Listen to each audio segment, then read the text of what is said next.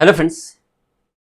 आज सामयिक विमर्श के टॉपिक में हम लोग रूल ऑफ लॉ के विषय में चर्चा करने जा रहे हैं। विधि के शासन के विषय में चर्चा करने जा रहे हैं। रूल ऑफ लॉ का टॉपिक बड़ा पॉपुलर सा टॉपिक है, आप सब लोग जानते होंगे। पॉलिटी से रिलेटेड है, पॉलिटी का टॉपिक है और एग्जाम में खूब पूछा जाता है, प्री में भी और मेन एग्जामिनेशन में भी। रूल ऑफ लॉ पर क्वेश्चंस आए हैं। अगर आप पिछले वर्षों में उठा करके देखेंगे, क्वेश्चन पेपर उठाकर देखेंगे तो आपको क्वेश्चंस मिलेंगे, क्योंकि एग्जाम के लिए भी ये बड़ा पॉपुलर सा टॉपिक है। ये एक ऐसा टॉपिक है, रूल ऑफ लॉ एक ऐसा टॉपिक है जो प्रासंगिक था, प्रासंगिक है और भविष्य में भी प्रासंगिक बना रहेगा। इसकी चमक फीकी पड़ने वाली नहीं है, इसकी प्रासंगिकता कम होने वाली नहीं है। ये सदैव प्रासंगिक बना रहेगा, क्योंकि विगत कुछ वर्षों में ऐसी घटनाएं घटी हैं जहां पर कानून के क्रियान्वयन को लेकर के या फिर उन एजेंसियों को लेकर के जिनके ऊपर रूल ऑफ लॉ को लागू करने की जिम्मेदारी रही है, कानून के शासन को लागू करने की जिम्मेदारी रही है, प्रश्न उत्पन्न होते रहे हैं। इसलिए उन चैलेंजेस के परिप्रेक्ष्य में हम लोग यहां पर रूल ऑफ लॉ के विषय में, विधि के शासन के विषय में चर्चा करने जा रहे हैं।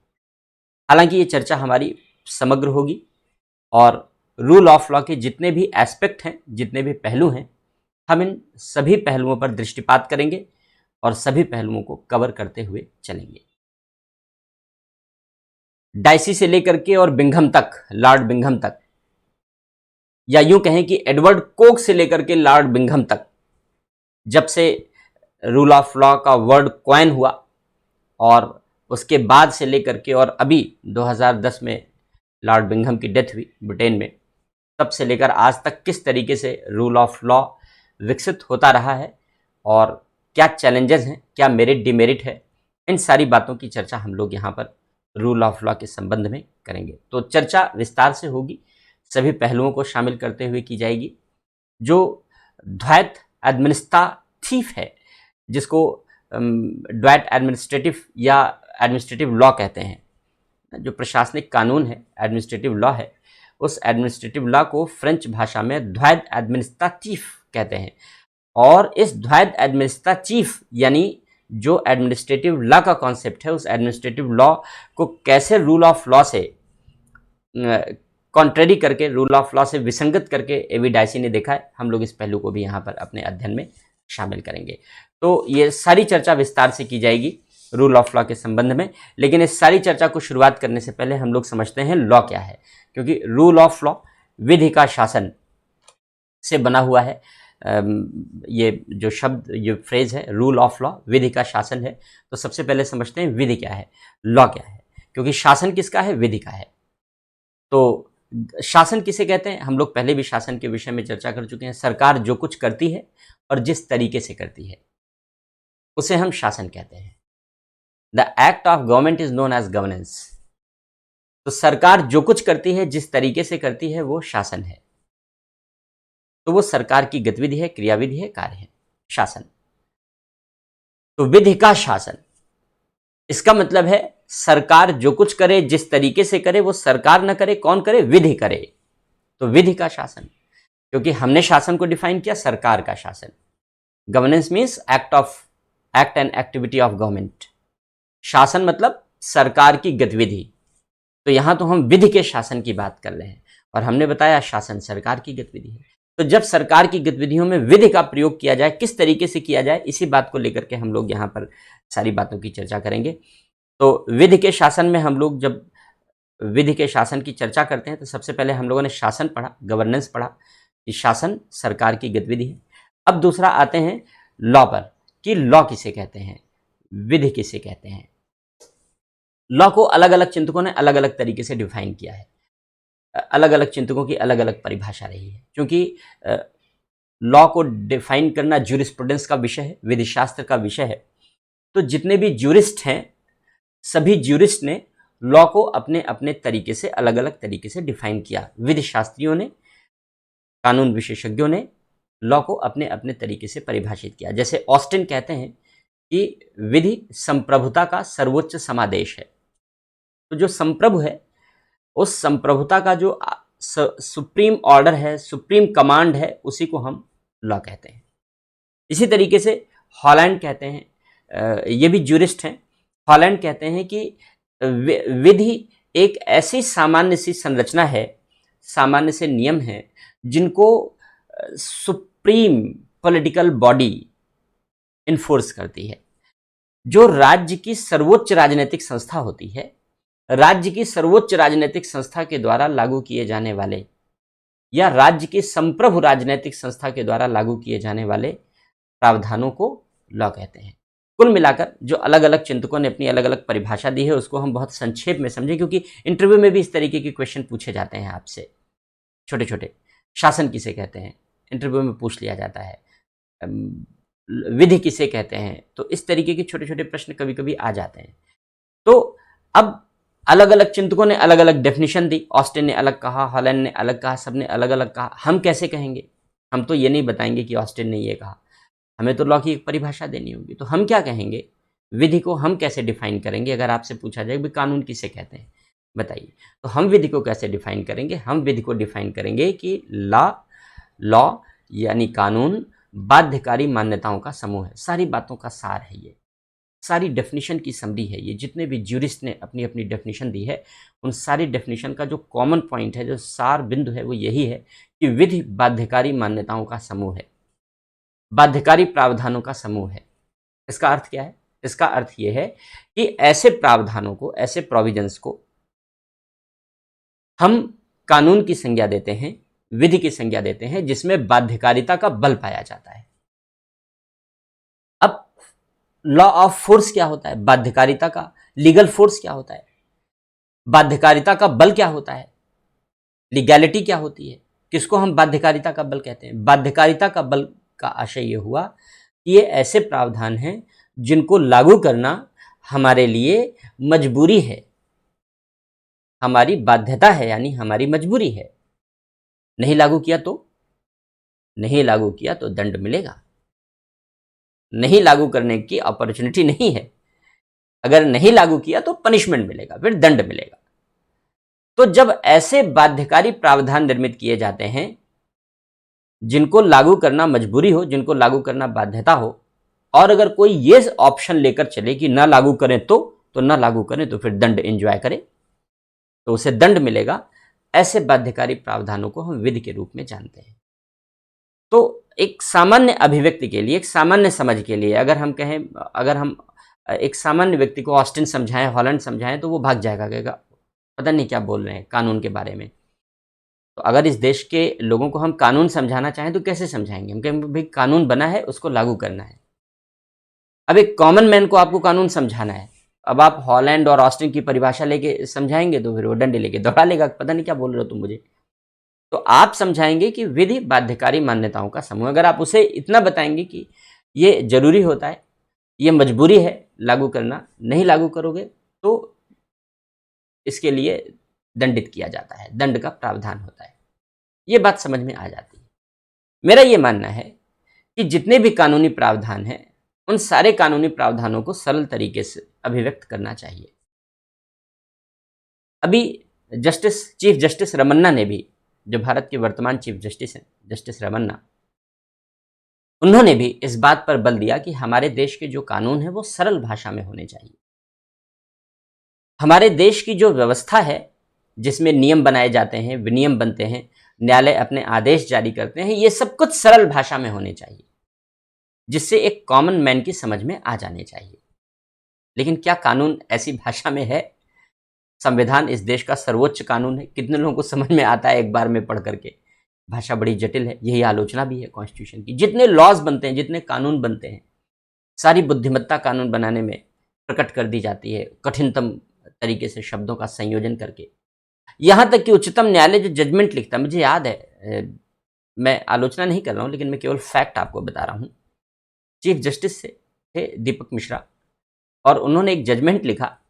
उस जजमेंट में उनकी एक पंक्ति, उनकी एक लाइन ना, एक लाइन शुरू होती है और फुल स्टॉप पे खत्म होती है, तो उनकी एक लाइन आधे पेज की थी।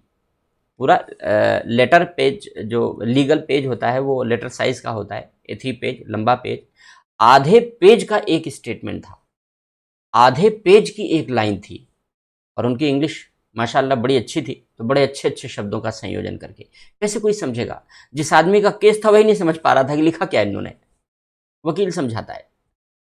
तो हमारे देश में जितने भी कानूनी प्रावधान हैं, चाहे वो संविधान हो, चाहे वो कानून बनाए गए हों, चाहे वो नियम बनाए गए हों, यहाँ तक कि सरकार जो नीतियां बनाती है और उच्चतम न्यायालय के द्वारा दिए जाने वाले जजमेंट, ये सामान्य भाषा में लिखे नहीं जाते। ये एक फाल्टी अप्रोच है, ये एक फाल्टी अप्रोच है, क्योंकि लॉ कॉमन मैन के लिए बनाया जाता है। तो एनीवे, हम लोग विधि पर ज़्यादा चर्चा नहीं करेंगे, क्योंकि विधि की चर्चा अपने आप में बहुत समग्र है, कई घंटे विधि पर चर्चा की जा सकती है। हम लोग अपने डिस्कशन को आगे बढ़ाते हैं कि कानून को अगर डिफाइन करने की बात कही जाए कि कानून का अर्थ क्या है, लॉ किसे कहते हैं, तो कानून का अर्थ है बाध्यकारी मान्यताओं का समूह। अब इसके बाद बारी आती है लॉ के बाद रूल ऑफ लॉ की, कि रूल ऑफ लॉ क्या है। आज मेरी राइटिंग पर मत जाइएगा, क्योंकि मेरा हाथ चोटिल है, तो थोड़ी सी टेढ़ी मेढ़ी रहेगी। रूल ऑफ लॉ, तो अब बारी आती है रूल ऑफ लॉ, विधि के शासन। हिंदी में कहते हैं कानून का शासन या विधि का शासन। सामान्य शब्दों में तो हम समझते हैं कि भाई कानून का शासन क्या है, लेकिन इसको कैसे हम लोग एकेडमिकली समझते हैं, हम लोग इस बात की चर्चा करेंगे, और इस चर्चा से ही आप अपने लिए एग्जाम में लिखने लायक मटेरियल आपको मिल जाएगा। एक कॉन्सेप्ट के रूप में, एक संकल्पना के रूप में विधि के शासन की शुरुआत ब्रिटेन से मानी जाती है। ब्रिटेन विधि के शासन की संकल्पना का जनक माना जाता है। ब्रिटेन में अधिकारों और विशेषाधिकारों के संघर्ष का एक लंबा इतिहास रहा है। उन्हीं अधिकारों और विशेषाधिकारों के संघर्ष के परिणाम स्वरूप विधि के शासन की संकल्पना का जन्म हुआ है, कानून के शासन की संकल्पना का जन्म हुआ है। अर्थ क्या है अभी एक्सप्लेन करते हैं, क्योंकि अर्थ बिल्कुल अलग तरीके से बताया है जब एवी डायसी ने इसको एक्सप्लेन किया तब। यूरोपियन कॉन्टेक्स्ट में प्लेटो, अरस्तु, इन सभी चिंतकों के द्वारा विधि के शासन पर बल दिया जाता रहा, कि विधि पर बल दिया जाए, कानून को लागू करने पर बल दिया जाए, और कानून के आधार पर ही शासन चलाया जाए, इस पर बल दिया जाए। लेकिन विधि का शासन क्या होगा, इसका स्वरूप क्या होगा, इन सारी बातों की कोई विस्तार से व्याख्या नहीं की गई। लेकिन हां, एक फ्रेज के रूप में, एक लीगल फ्रेज के रूप में विधि के शासन का प्रयोग किया जाता रहा, यह बताने के लिए कि कानून का शासन होना चाहिए। लेकिन कानून के शासन जैसे शब्द की उत्पत्ति कॉन्सेप्ट के रूप में नहीं की गई। पहली बार एडवर्ड कोक, ब्रिटिश ज्यूरिस्ट थे एडवर्ड कोक, 16वीं और 17वीं शताब्दी के ब्रिटेन में 16वीं और 17वीं शताब्दी के ज्यूरिस्ट थे, विधि शास्त्री थे, जज भी रहे वहां पर, वहां की कोर्ट में जज भी रहे, विधि शास्त्री थे, और इन्होंने पहली बार रूल ऑफ लॉ शब्द को एक व्यवस्थित फ्रेज के रूप में क्वाइन किया, जन्म दिया। तो अगर यह पूछा जाता है कि विधि के शासन शब्द के जनक कौन है, विधि के शासन शब्द के जनक कौन है, तो हम एडवर्ड कोक का नाम लेते हैं कि विधि के शासन शब्द के जनक एडवर्ड कोक माने जाते हैं। ज्यूरिस्ट थे, विधि शास्त्री थे, न्यायाधीश भी थे, पहले वकील थे, फिर बाद में पॉलिटिशियन भी बने। तो विधि शास्त्री थे, ब्रिटेन के 16वीं 17वीं शताब्दी के विधि शास्त्री थे, और इन्होंने विधि के शासन शब्द को व्यवस्थित रूप प्रदान किया। तो इस शब्द का प्रतिपादन एडवर्ड कोक ने किया, और जब उन्होंने इस शब्द को यूज किया, चूंकि न्यायाधीश भी थे, न्याय भी करते थे, तो जब उन्होंने इस शब्द का यूज किया, तो जज रहते हुए इन्होंने इस शब्द का यूज किया गवर्नमेंट की आर्बिट्रेरी पावर को कंट्रोल करने के लिए, सरकार के द्वारा अपने अधिकारों का मनमाना तरीके से प्रयोग न किया जा सके, सरकारों के अधिकारों के मनमाने प्रयोग पर रोक लगाई जा सके, नियंत्रण लगाई जा सके, इस संदर्भ में एडवर्ड कोक ने विधि के शासन शब्द का प्रयोग किया। 16वीं और 17वीं शताब्दी ब्रिटेन की बात है। एडवर्ड कोक ने जब इस कॉन्सेप्ट को जन्म दिया तो उन्होंने ये थॉट फ्रेंच पैटर्न से उधार लिया, क्योंकि यूरोपियन कॉन्टेक्स्ट में फ्रेंच सिस्टम ज़्यादा समृद्ध रहा है और वहीं से सारे आधुनिक प्रशासनिक संस्थाओं, प्रशासनिक संकल्पनाओं, विचारों, पद्धतियों का डेवलपमेंट हुआ है। ब्रिटेन उतना समृद्ध नहीं था। तो एक फ्रेंच फ्रेज था जो एडवर्ड कोक ने जो कॉन्सेप्ट शुरू किया, अपना रूल ऑफ लॉ जो फ्रेज दिया, जो शब्द दिया, वो उन्होंने एक फ्रेंच फ्रेज से लिया। एक फ्रांसीसी फ्रेज था, उसको मैं लिख देता हूं, फिर पढ़ता हूं, फ्रेंच में ही लिख देता हूं।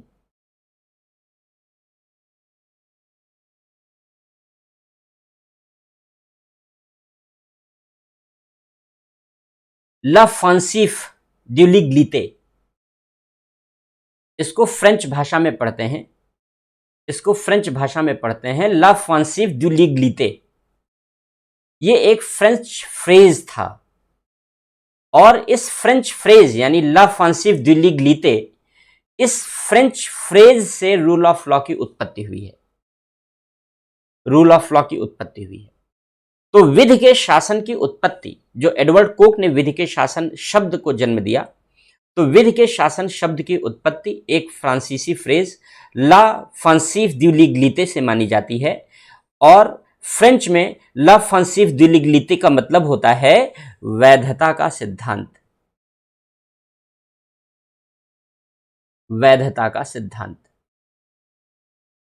इसे वैधता का सिद्धांत कहते हैं। इस वैधता के सिद्धांत से, फ्रेंच में इसको वैधता का सिद्धांत कहते हैं, प्रिंसिपल ऑफ लीगैलिटी कहते हैं। इस प्रिंसिपल ऑफ लीगैलिटी से, वैधता से, यानी किन कार्यों को वैधता दी जानी चाहिए, इसका मकसद ये था कि किन कार्यों को वैधता दी जानी चाहिए, इस बात को सुनिश्चित करने के लिए l'offensive du l'égalité का विकास फ्रांस में हुआ। और चूंकि ब्रिटेन का जो एलीट ग्रुप है वो फ्रेंच पढ़ता है, फ्रेंच बोलता है और फ्रेंच उसकी बड़ी अच्छी होती है, अंग्रेजी से ज़्यादा अच्छी फ्रेंच होती है, तो वो एक पुरानी परंपरा है। तो इस फ्रेंच फ्रेज को इस्तेमाल किया, प्रयोग किया एडवर्ड कोक ने, और उन्होंने यहीं से रूल ऑफ लॉ के कॉन्सेप्ट का विकास किया। तो रूल ऑफ लॉ के कॉन्सेप्ट का विकास इस सिद्धांत से माना जाता है। हालांकि फ्रांस में इसके विपरीत एक संकल्पना प्रचलित रही है जिसको द्वायद एडमिनिस्ट्रेटिव के नाम से पुकारा जाता है, उसकी चर्चा हम लोग आगे करेंगे। तो इस तरीके से रूल ऑफ लॉ शब्द प्रचलन में आया। अब कॉन्सेप्ट कैसे डेवलप हुआ, ये तो मैंने शब्द के डेवलपमेंट की बात की, अब कॉन्सेप्ट के डेवलपमेंट की बात करते हैं। तो एक ब्रिटिश विधिशास्त्री थे A.V. डाइसी, आप जानते होंगे क्योंकि ये आप लोग अक्सर ये नाम सुनते हैं कि विधि के शासन की संकल्पना के जनक कौन थे। A.V. डाइसी थे। ये क्वेश्चन एग्जाम में पूछा जा चुका है, प्री में कई बार पहले पूछा जा चुका है। पुराने वर्षों के क्वेश्चन पेपर उठा के देखेंगे तो आपको वहाँ पर ये क्वेश्चन मिलेगा कि विधि के शासन की संकल्पना के जनक कौन माने जाते हैं। तो अल्बर्ट वेन डाइसी को माना जाता है। Albert when dicey British jurist थे,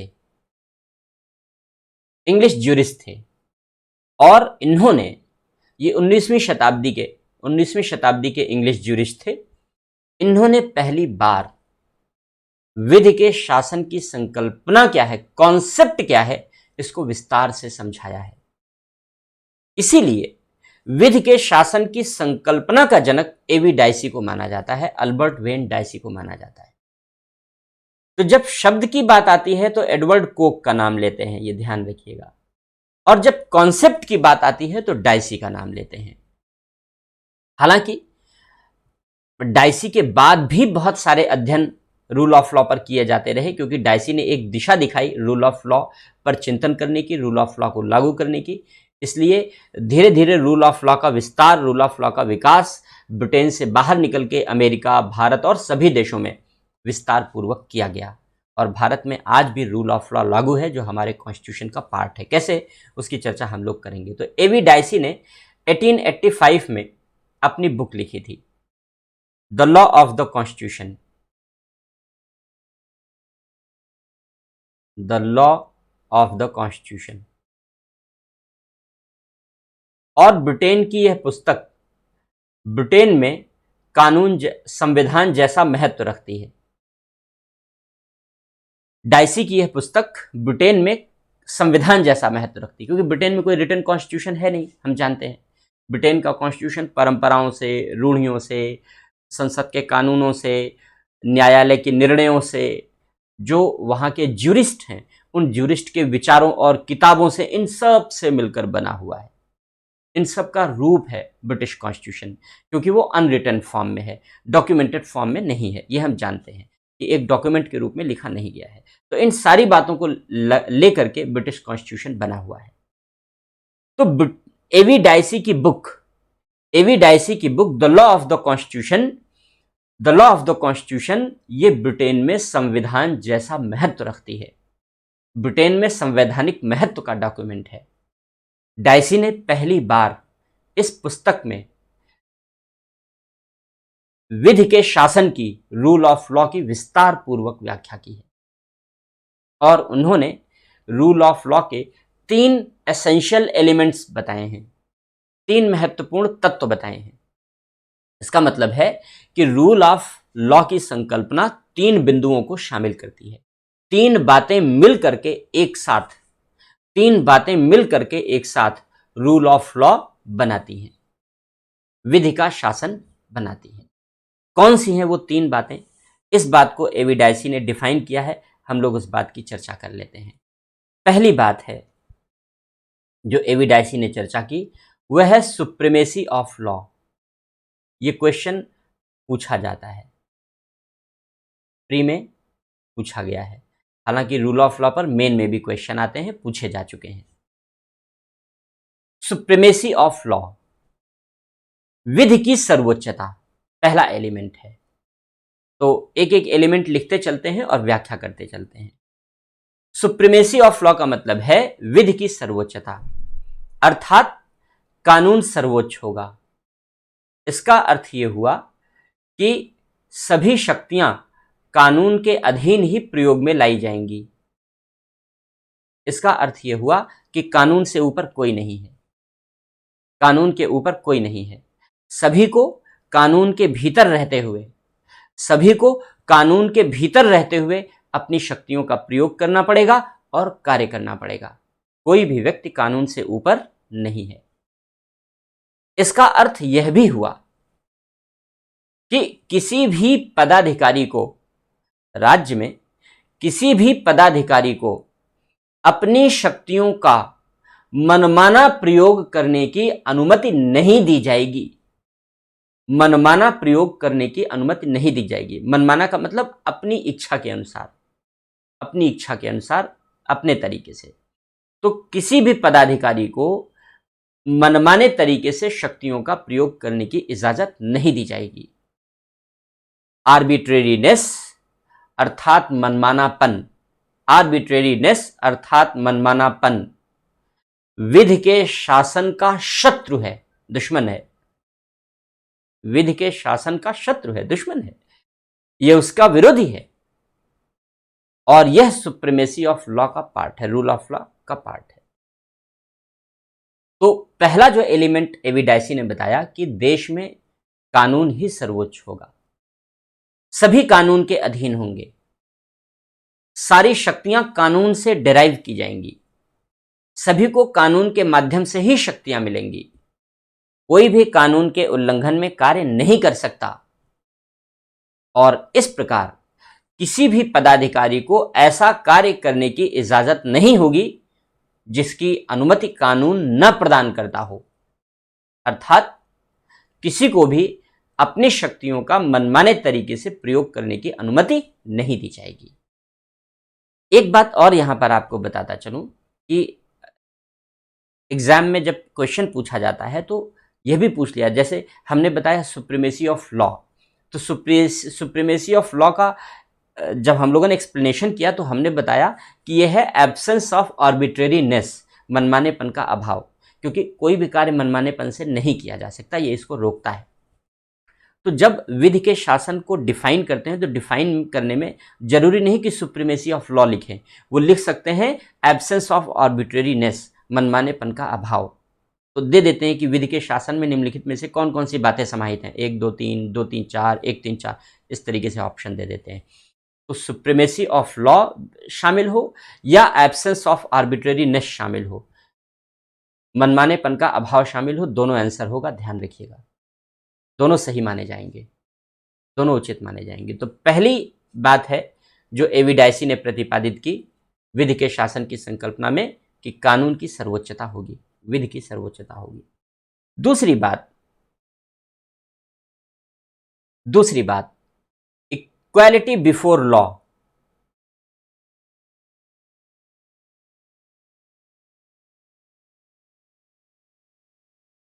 equality before law, equality before law का मतलब क्या हुआ? इक्वालिटी बिफोर लॉ का मतलब हुआ कानून की नजर में सब बराबर है, कानून की दृष्टि में सब समान है।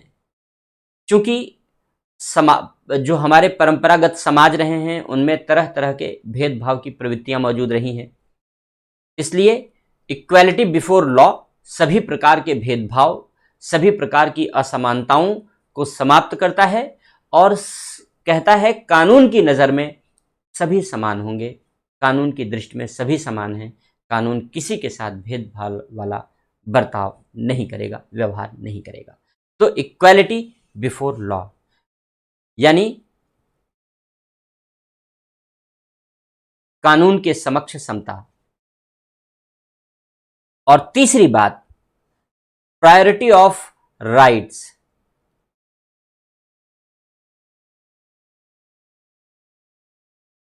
Over laws. इसको ध्यान से समझिएगा जरा, जो तीसरा वाला बिंदु है इसको ध्यान से समझिएगा, और क्योंकि बाकी दो चीजें तो आसान थी। डायसी ने कहा कि विधि के शासन में 3 बातें शामिल हैं, जिसमें तीसरा तत्व है प्रायोरिटी ऑफ राइट्स और primacy of rights over laws.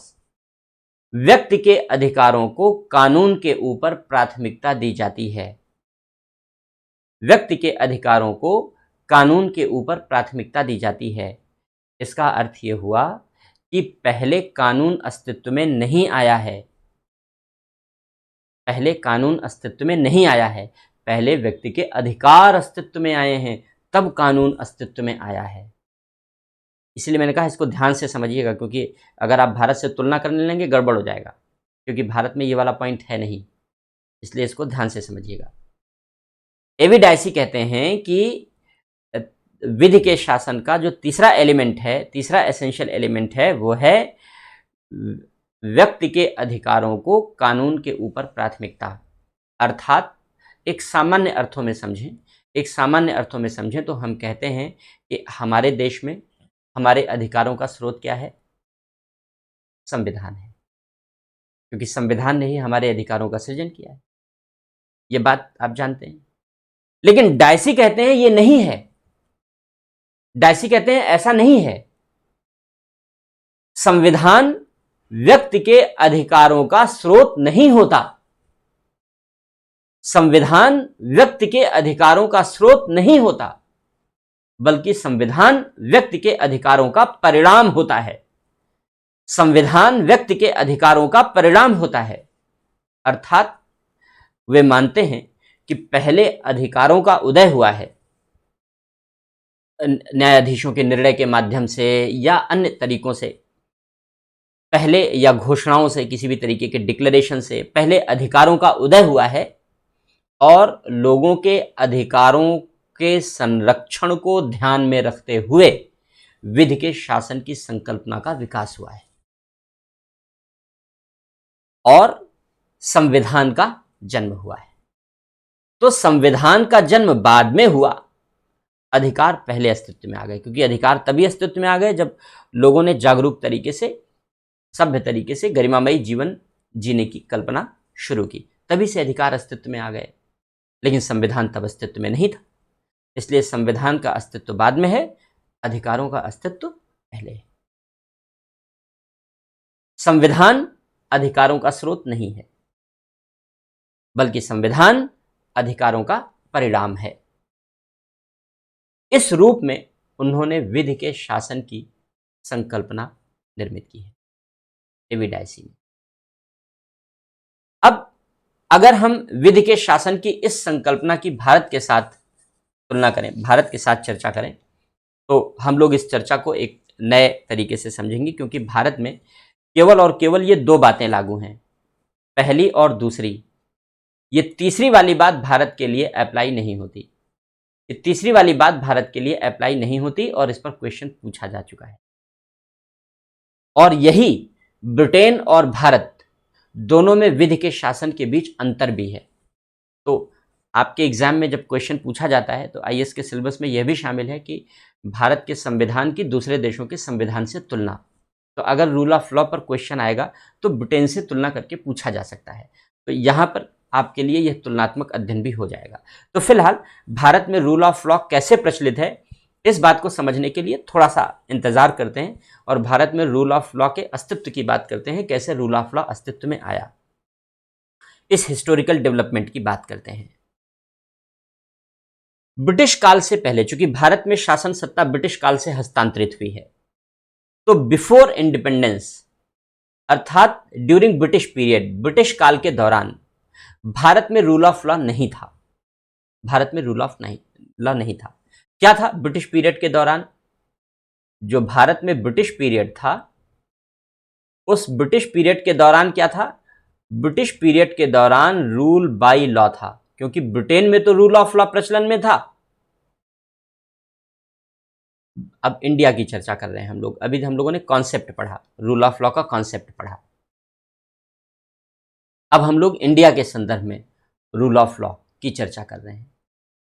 तो जब तक ब्रिटिश पीरियड था भारत में, उस ब्रिटिश पीरियड के दौरान भारत में रूल ऑफ लॉ प्रचलन में नहीं था, ब्रिटेन में था, लेकिन भारत में रूल बाय लॉ था। अब ये रूल बाय लॉ क्या होता है? रूल बाय लॉ का मतलब होता है कानून द्वारा शासन। कानून द्वारा शासन। कानून द्वारा शासन क्या होता है? कानून द्वारा शासन का अर्थ होता है कि शासन करने के लिए कानून को एक साधन के रूप में इस्तेमाल कर लेना, प्रयोग कर लेना। लेकिन चूंकि जो ब्रिटिश पीरियड था वो कॉलोनियल पीरियड था, उपनिवेशकालीन शासन व्यवस्था थी, साम्राज्यवादी शासन व्यवस्था थी, इसलिए उस साम्राज्यवादी व्यवस्था में कानून का उपयोग लोगों के अधिकारों का हनन करने के लिए किया जाता था। इसलिए राजनैतिक दमन करने के लिए, लोगों के साथ भेदभाव करने के लिए, कानून के आधार पर लोगों का शोषण करने के लिए, कानून के आधार पर लोगों के बीच डिफरेंशिएट करने के लिए, अंग्रेजों के लिए कुछ दूसरा, भारतीयों के लिए कुछ दूसरा, और भारतीयों को न्याय से वंचित करने के लिए, क्योंकि न्याय का एक अलग कॉन्सेप्ट है, न्याय का एक अलग ज्यूरिस्प्रूडेंस है, तो भारतीयों को न्याय से वंचित करने के लिए या मनमाने तरीके से न्याय देने के लिए कानून का प्रयोग या कानूनी हथकंडे का प्रयोग, कानूनी प्रावधानों का प्रयोग ब्रिटिश सरकारों के द्वारा किया जाता था। ब्रिटिश सरकार यह जो कुछ करती थी ब्रिटिश पीरियड में, उसको हम कानून द्वारा शासन कहते हैं, रूल बाय लॉ कहते हैं।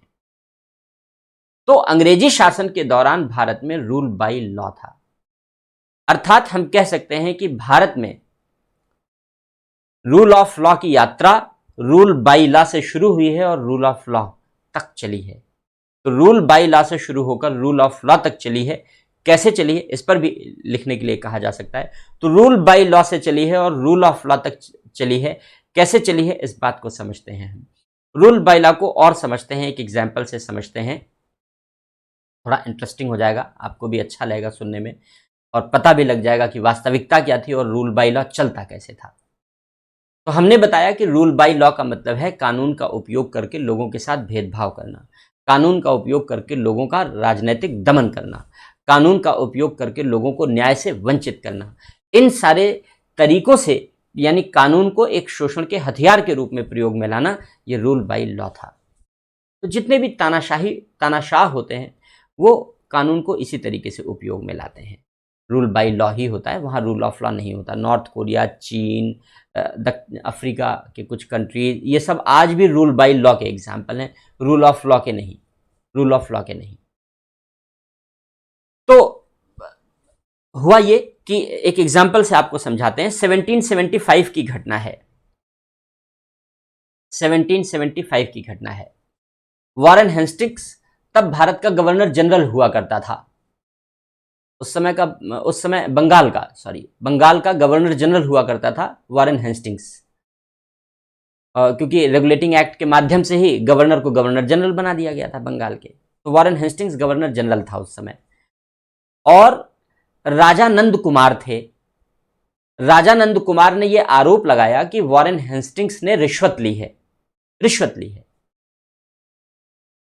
राजा नंद कुमार के ऊपर इस आरोप के कारण मुकदमा चला, क्योंकि उन्होंने गवर्नर जनरल पर, बंगाल के गवर्नर जनरल पर यह आरोप लगा दिया कि उसने रिश्वत ली है। तो वॉरेन हेस्टिंग्स की जांच करने के बजाय कि उसने रिश्वत खाई है, उसको दंड मिले, मुकदमा राजा नंद कुमार के ऊपर चल गया।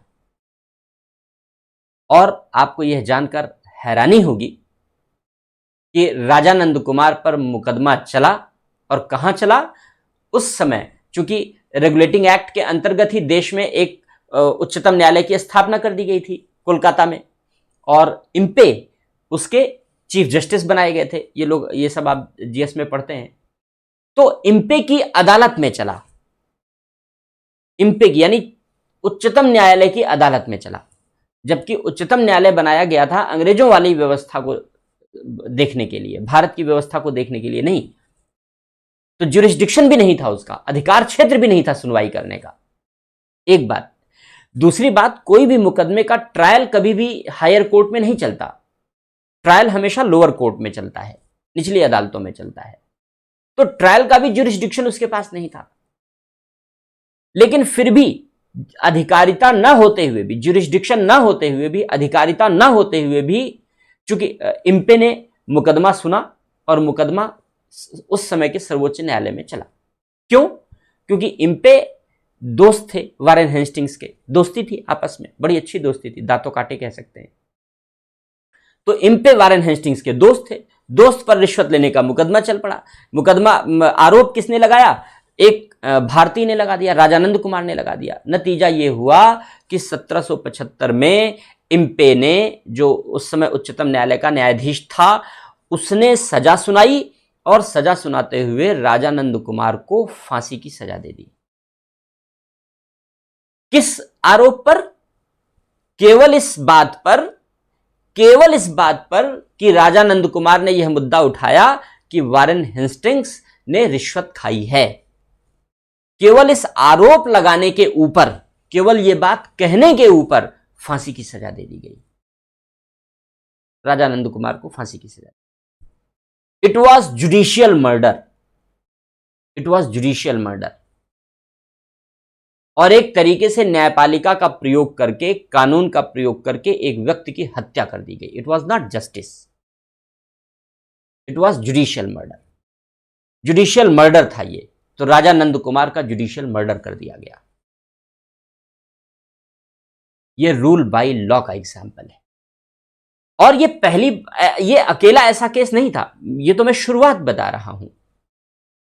इसके बाद पूरे ब्रिटिश काल के दौरान ऐसे अनेक उदाहरण थे जहां जुडिशियल मर्डर के एग्जाम्पल आप देख सकते हैं। सरदार भगत सिंह और भी बहुत सारे मामले। एक साथ एक बार में तो एक बार में 185 लोगों को इस तरीके से सजा दे दी गई। तो अंग्रेजों ने इस तरीके के, चूंकि इस तरीके का लेखन बड़ा कम है और लोगों को जानकारी बहुत कम दी जाती है, ज़्यादातर तो जो लेखन है वो केवल और केवल कुछ जानकारियों के बीच में ही सिमट कर रह जाता है।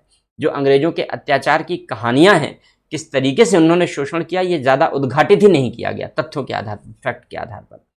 लेकिन इस तरीके के अनेक केसेस थे उस दौरान जब अंग्रेजों ने जुडिशियल मर्डर किए और जब रूल बाय लॉ से उन्होंने पूरे भारत का 1947 तक, 15 अगस्त 1947 के पहले तक रूल बाय लॉ से उन्होंने शासन किया। तो इंडिपेंडेंस के पहले तक जो हमारा शासन था वो रूल बाय लॉ था।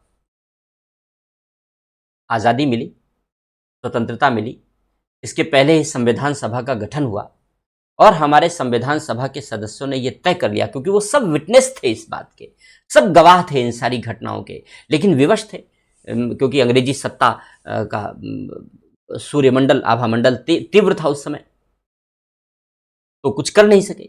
लेकिन जब चांसेस मिले, जब अपॉर्चुनिटी मिली, तो सबने ये मिलकर तय कर लिया कि अब रूल बाय लॉ नहीं चलेगा, रूल बाय लॉ नहीं चलेगा। इसलिए हम जो कॉन्स्टिट्यूशन बनाएंगे वह कॉन्स्टिट्यूशन रूल ऑफ लॉ पर बेस्ड होगा, रूल ऑफ लॉ पर बेस्ड होगा, जिससे हम डेमोक्रेसी को प्रमोट कर सकें, लोकतंत्र को प्रमोट कर सकें, हम डिग्निटी ऑफ ह्यूमन, हर व्यक्ति की प्रतिष्ठा, हर व्यक्ति की गरिमा को प्रमोट कर सकें, प्रोत्साहित कर सकें और न्याय किया जा सके इस देश में, जुडिशियल मर्डर्स ना हो, न्याय किया जा सके इस देश में। इस बात को सुनिश्चित करने के लिए, ह्यूमन डिग्निटी को प्रमोट करने के लिए, डेमोक्रेसी को प्रमोट करने के लिए और जस्टिस को प्रमोट करने के लिए हमारे संविधान निर्माताओं ने यह निश्चित किया कि हम रूल ऑफ लॉ से गवर्न होंगे और रूल बाय लॉ का इस देश में कोई स्थान नहीं होगा। इसलिए कॉन्स्टिट्यूशन ने रूल बाय लॉ की सारी संभावनाएं निर्मूल कर दी, समाप्त कर दी और रूल ऑफ लॉ की स्थापना हुई। हमारे संविधान की अगर हम पूछें कि भाई रूल ऑफ लॉ कहां है, तो अब 2-3 बातें हैं। अगर फिलोसफिकली बात करें हम, तो हमारे संविधान में रूल ऑफ लॉ प्रियम्बल में भी है, उद्देशिका में भी है, फंडामेंटल राइट्स में भी है, DPSP directive principles of state policies में भी है, जो सेपरेशन ऑफ पावर्स का कॉन्सेप्ट हमने अपनाया है उस सेपरेशन ऑफ पावर्स के कॉन्सेप्ट में भी है, इत्यादि। कहीं एक जगह पर रूल ऑफ लॉ फोकस्ड नहीं है, डिस्ट्रीब्यूटिव है पूरे कॉन्स्टिट्यूशन में, पूरे कॉन्स्टिट्यूशन में फैला हुआ है, वितरित है पूरे संविधान में, यह बताने के लिए, यह दर्शाने के लिए कि इस देश में रूल बाय लॉ का कोई स्थान नहीं होगा। पूरे देश की शासन व्यवस्था रूल ऑफ लॉ से चलाई जाएगी, यह दर्शाने के लिए संविधान के डिफरेंट पार्ट्स में रूल ऑफ लॉ एक दर्शन के रूप में, एक फिलॉसफी के रूप में, एक कॉन्स्टिट्यूशनल फिलॉसफी के रूप में समाहित है। तो रूल ऑफ लॉ अब हमारी कॉन्स्टिट्यूशनल फिलॉसफी का एक पार्ट है, हमारे संवैधानिक दर्शन का एक अभिन्न हिस्सा है और इसीलिए संविधान का जो एब्स्ट्रैक्ट पार्ट है, ये सारे एब्स्ट्रैक्ट पार्ट की चर्चा की हम लोगों ने कॉन्स्टिट्यूशन के, संविधान का जो भी एब्स्ट्रैक्ट पार्ट है उस सारे एब्स्ट्रैक्ट पार्ट में वो अंतर्निहित है, अंतर्निहित है, उसे वहां से सेपरेट नहीं किया जा सकता, उसे वहां से निकाला नहीं जा सकता। तो रूल ऑफ लॉ यह बताने के लिए है, यह दर्शाने के लिए है संविधान में कि शासन की, हमारे देश की शासन व्यवस्था व्यवस्थित तरीके से चलाई जाएगी, अनियमित तरीके से चलाई नहीं जाएगी। हाँ, अगर बहुत स्पेसिफिक होकर हम पूछें, अगर बहुत स्पेसिफिक होकर हम पूछें, फिलॉसफी से अलग हट करके पूछें, आर्टिकल पर बेस्ड होकर के पूछें कि ऐसा कौन सा आर्टिकल है जिसमें रूल ऑफ लॉ इनहेरेंट है, रूल ऑफ लॉ इम्प्लिसिट है, रूल ऑफ लॉ अंतर्निहित है, ऐसा कौन सा आर्टिकल है, तो आर्टिकल 14 जो समता का अधिकार है, राइट टू इक्वालिटी का अधिकार है, आर्टिकल 14, वह आर्टिकल 14 रूल ऑफ लॉ को एक्सप्लेन करता है, रूल ऑफ लॉ को बताता है।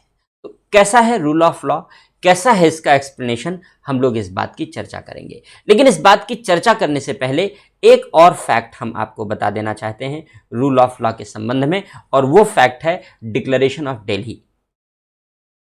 1959 का डिक्लेरेशन ऑफ दिल्ली,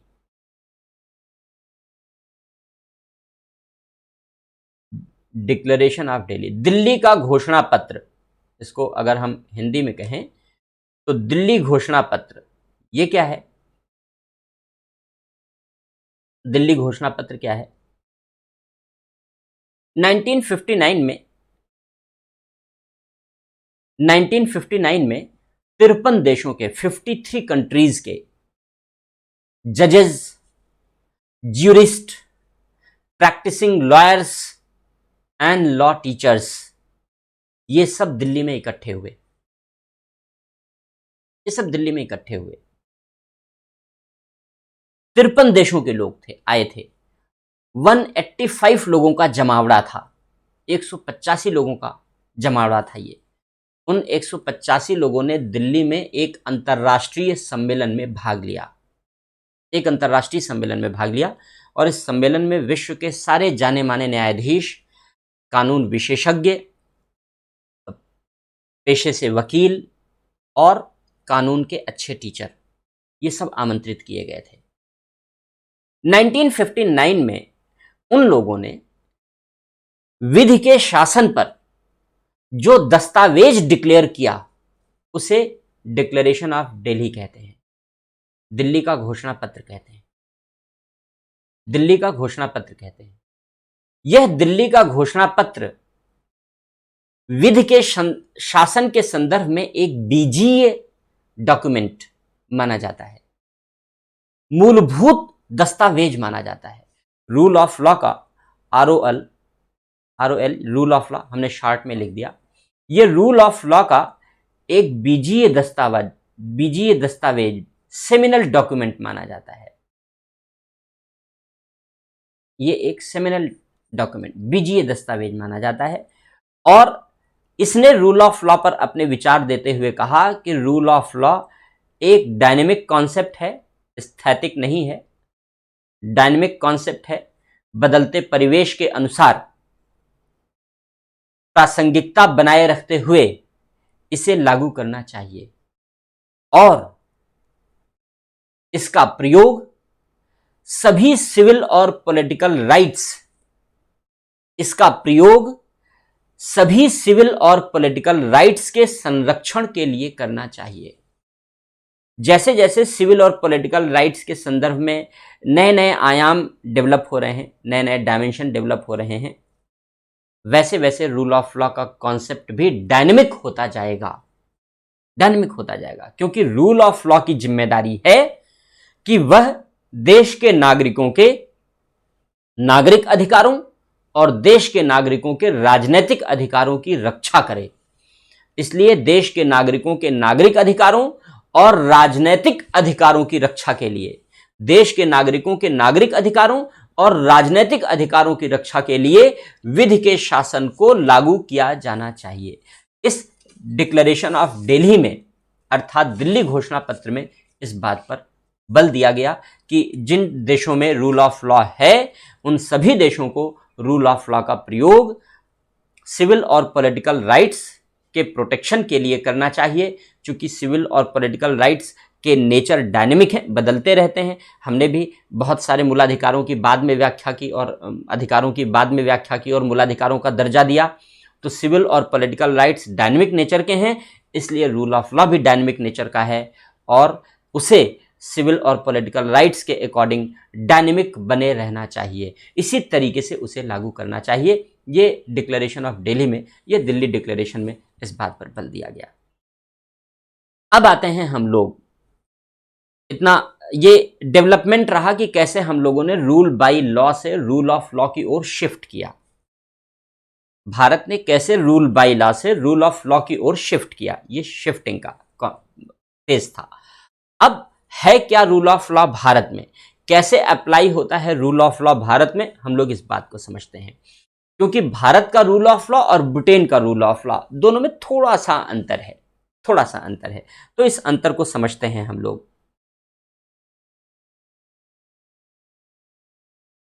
भारत में विधि का शासन,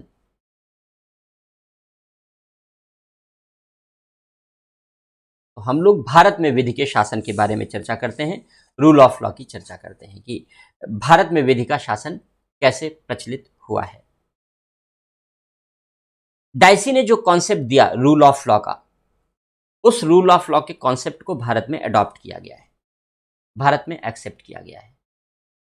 लेकिन डाइसी ने रूल ऑफ लॉ के 3 एलिमेंट बताए थे, रूल ऑफ लॉ के 3 एलिमेंट बताए थे, 3 तत्व बताए थे, जिसकी चर्चा हम लोगों ने अभी पिछले पेजेस पर की कि supremacy of law, equality before law और primacy of rights over laws, विधि की सर्वोच्चता, विधि के समक्ष समता और अधिकारों को कानून पर प्राथमिकता, इन 3 बातों के संदर्भ में की।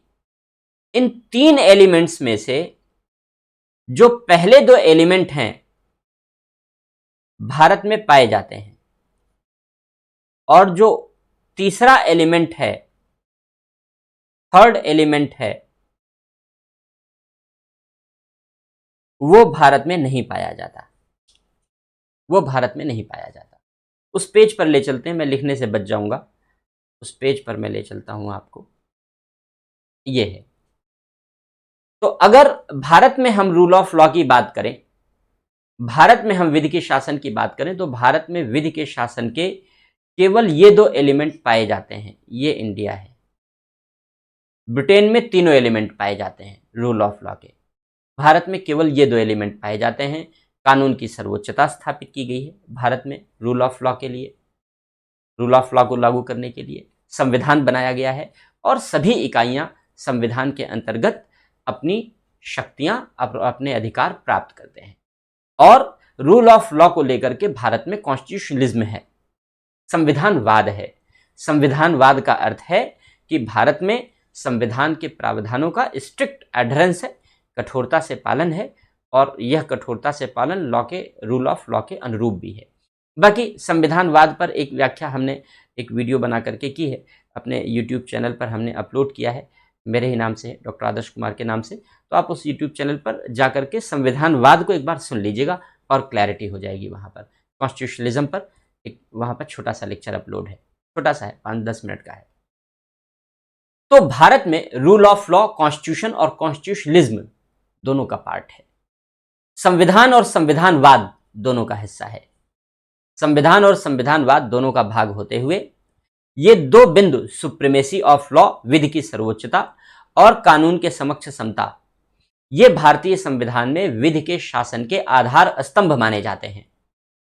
भारतीय संविधान में विधि का शासन इन्हीं 2 स्तंभों पर निर्भर है, जबकि ब्रिटेन में विधि का शासन 3 स्तंभों पर निर्भर है।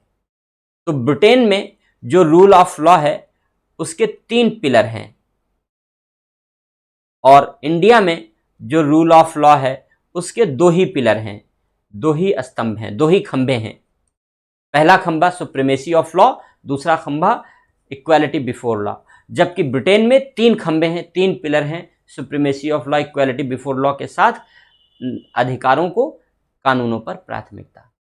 तो भारत में रूल ऑफ लॉ ब्रिटेन के रूल ऑफ लॉ से डिफरेंट है, क्योंकि डाइसी ने जो रूल ऑफ लॉ की व्याख्या की वही आज सर्वमान्य व्याख्या है। हालांकि आलोचना भी हुई, अभी हम लोग इसको पढ़ लेंगे, समझ लेंगे। तो क्या मेरिट डिमेरिट है इसकी, रूल ऑफ लॉ की, उसको आगे चर्चा कर लेंगे।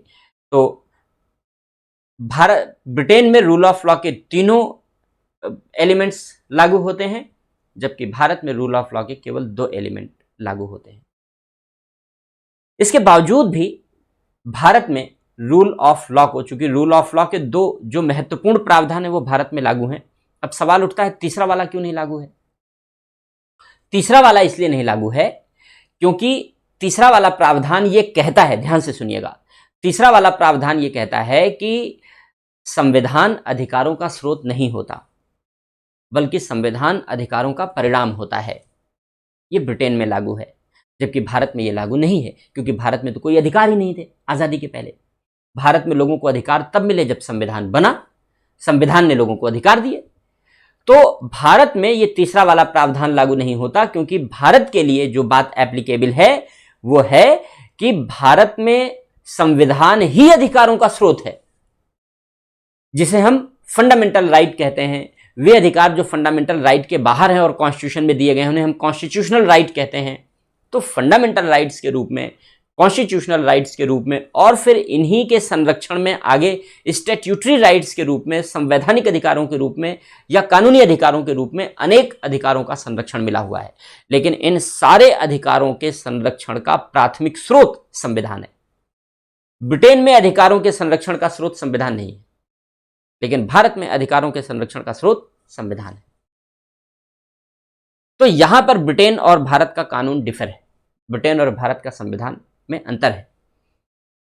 और यही कारण है कि विधि के शासन का जो तीसरा तत्व है, जिसे ब्रिटेन ने बताया, क्योंकि ब्रिटेन में जब डाइसी ने परिभाषा दी रूल ऑफ लॉ की, तो उन्होंने ब्रिटिश परिप्रेक्ष्य को ध्यान में रख करके परिभाषित किया।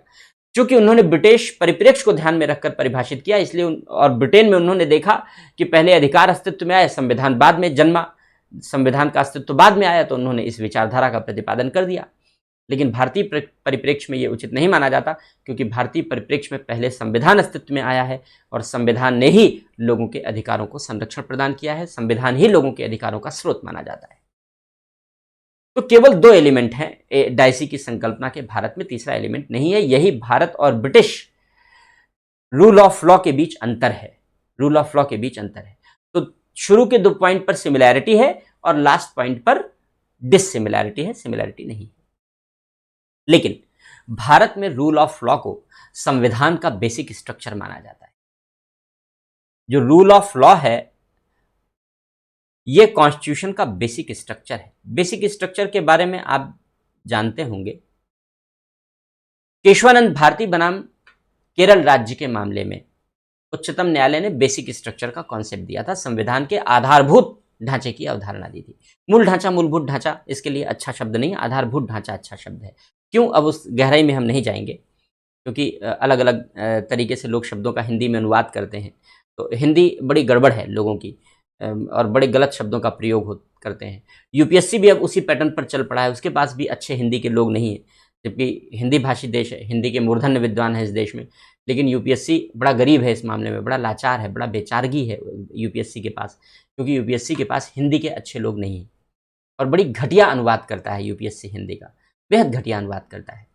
तो और किताबों में भी ऐसा ही मिलता है, क्योंकि समझ का अभाव है लोगों के पास। प्रियम्बल को प्रस्तावना कह देते हैं, बेसिक स्ट्रक्चर को मूल ढांचा कह देते हैं, मूलभूत ढांचा कह देते हैं। बेसिकली हिंदी में ये आधारभूत ढांचा है।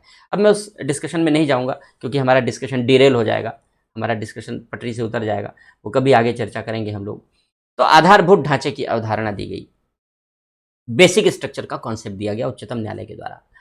और उच्चतम न्यायालय जिस संविधान की जिस विशेषता को बेसिक स्ट्रक्चर डिक्लेयर कर देता है, उच्चतम न्यायालय संविधान की जिस विशेषता को बेसिक स्ट्रक्चर डिक्लेयर कर देता है, उस विशेषता में संशोधन करने का अधिकार संसद का खत्म हो जाता है। संसद को संविधान संशोधन की शक्ति आर्टिकल 368 में दी गई है।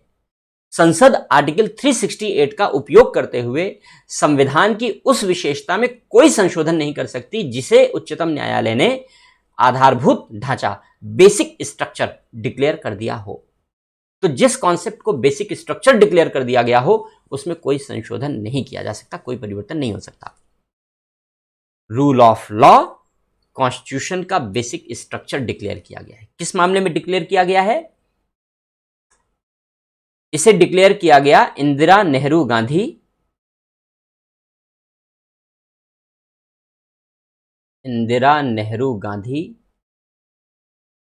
ये प्री के लिए इंपॉर्टेंट फैक्ट है आपके लिए, मेन एग्जामिनेशन में भी आप इसे लिख सकते हैं, इसकी आवश्यकता पड़ सकती है। वर्सेस राज नारायण। इस मामले में इंदिरा नेहरू गांधी वर्सेस राज नारायण के मामले में उच्चतम न्यायालय ने डिक्लेयर किया कि जो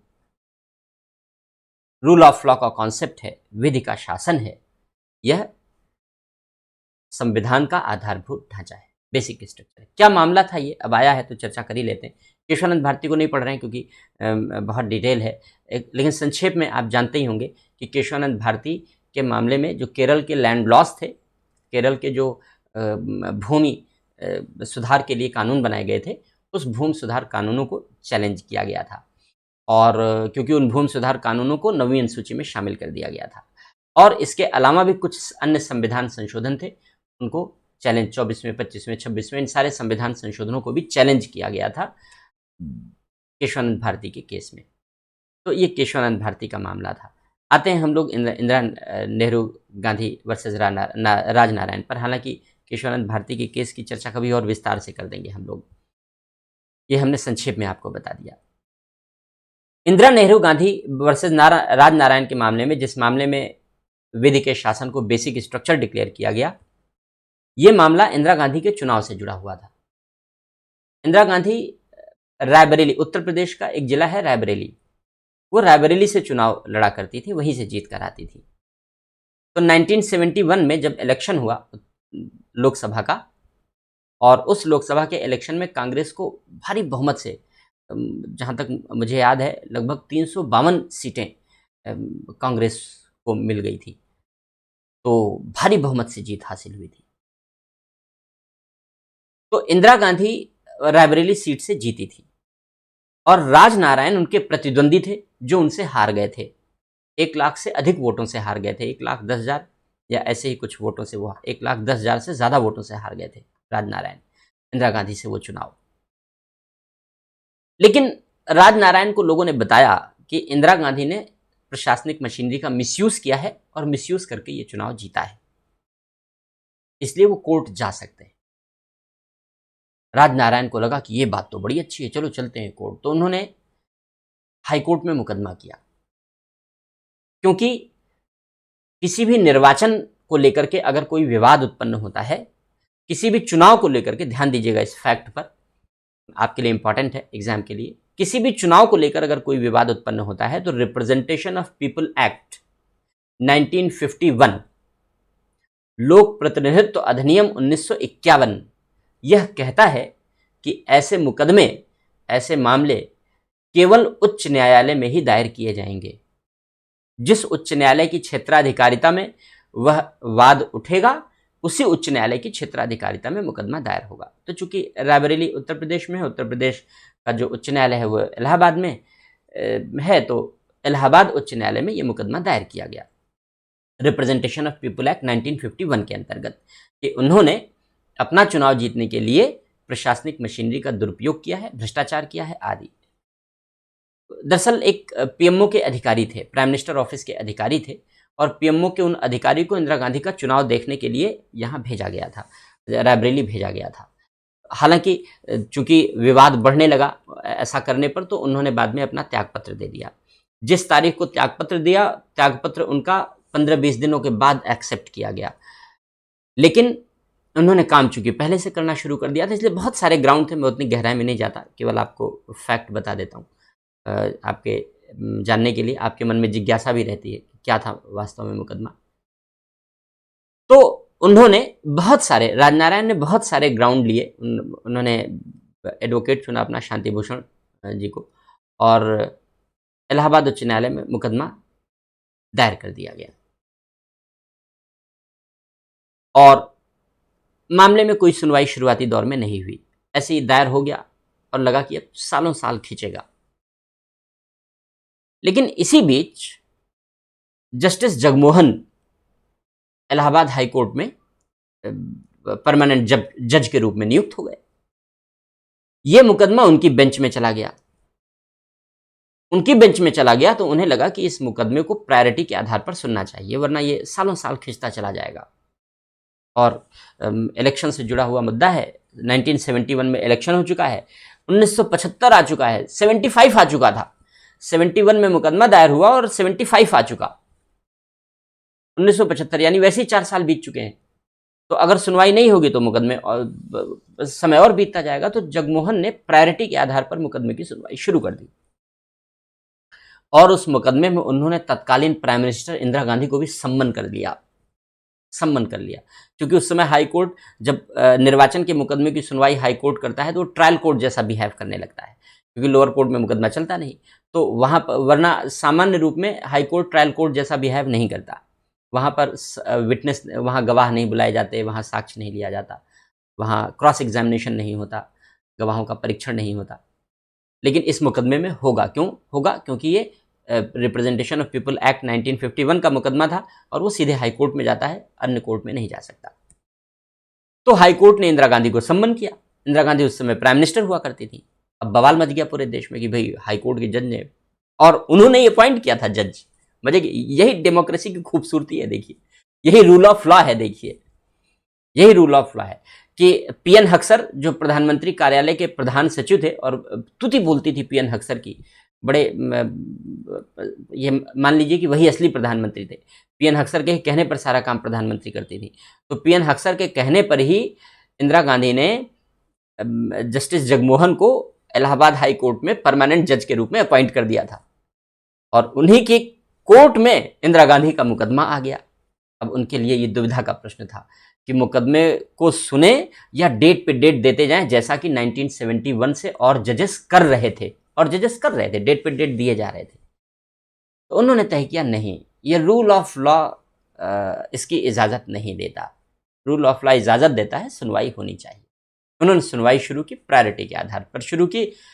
प्राइम मिनिस्टर को सम्मन कर लिया गया और prime minister Allahabad high court में गवाह के रूप में उपस्थित हुई, और उन्होंने सभी से कह दिया कि भाई देखो, जितने लोग उस दिन सुनवाई के लिए आएंगे सबको पास दिया जाएगा, भीड़ नहीं लगेगी। चूंकि प्राइम मिनिस्टर को आना था तो हाई लेवल सिक्योरिटी अरेंजमेंट था, और जो इलाहाबाद हाई कोर्ट का रूम नंबर 24 था उस समय, उसमें सुनवाई शुरू हुई और इंदिरा गांधी को बुलाया गया।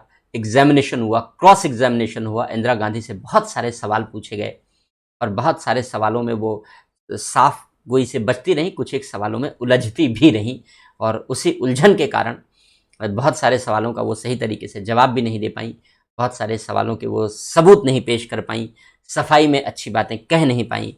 उसका नतीजा ये हुआ कि बहुत सारे आरोप इंदिरा गांधी पर लगाए गए थे, करप्शन आदि के भी आरोप लगाए गए थे, लेकिन करप्शन आदि के आरोपों से जस्टिस जगमोहन ने उन्हें बरी कर दिया। लेकिन इलेक्शन में मिसकंडक्ट का दोषी माना।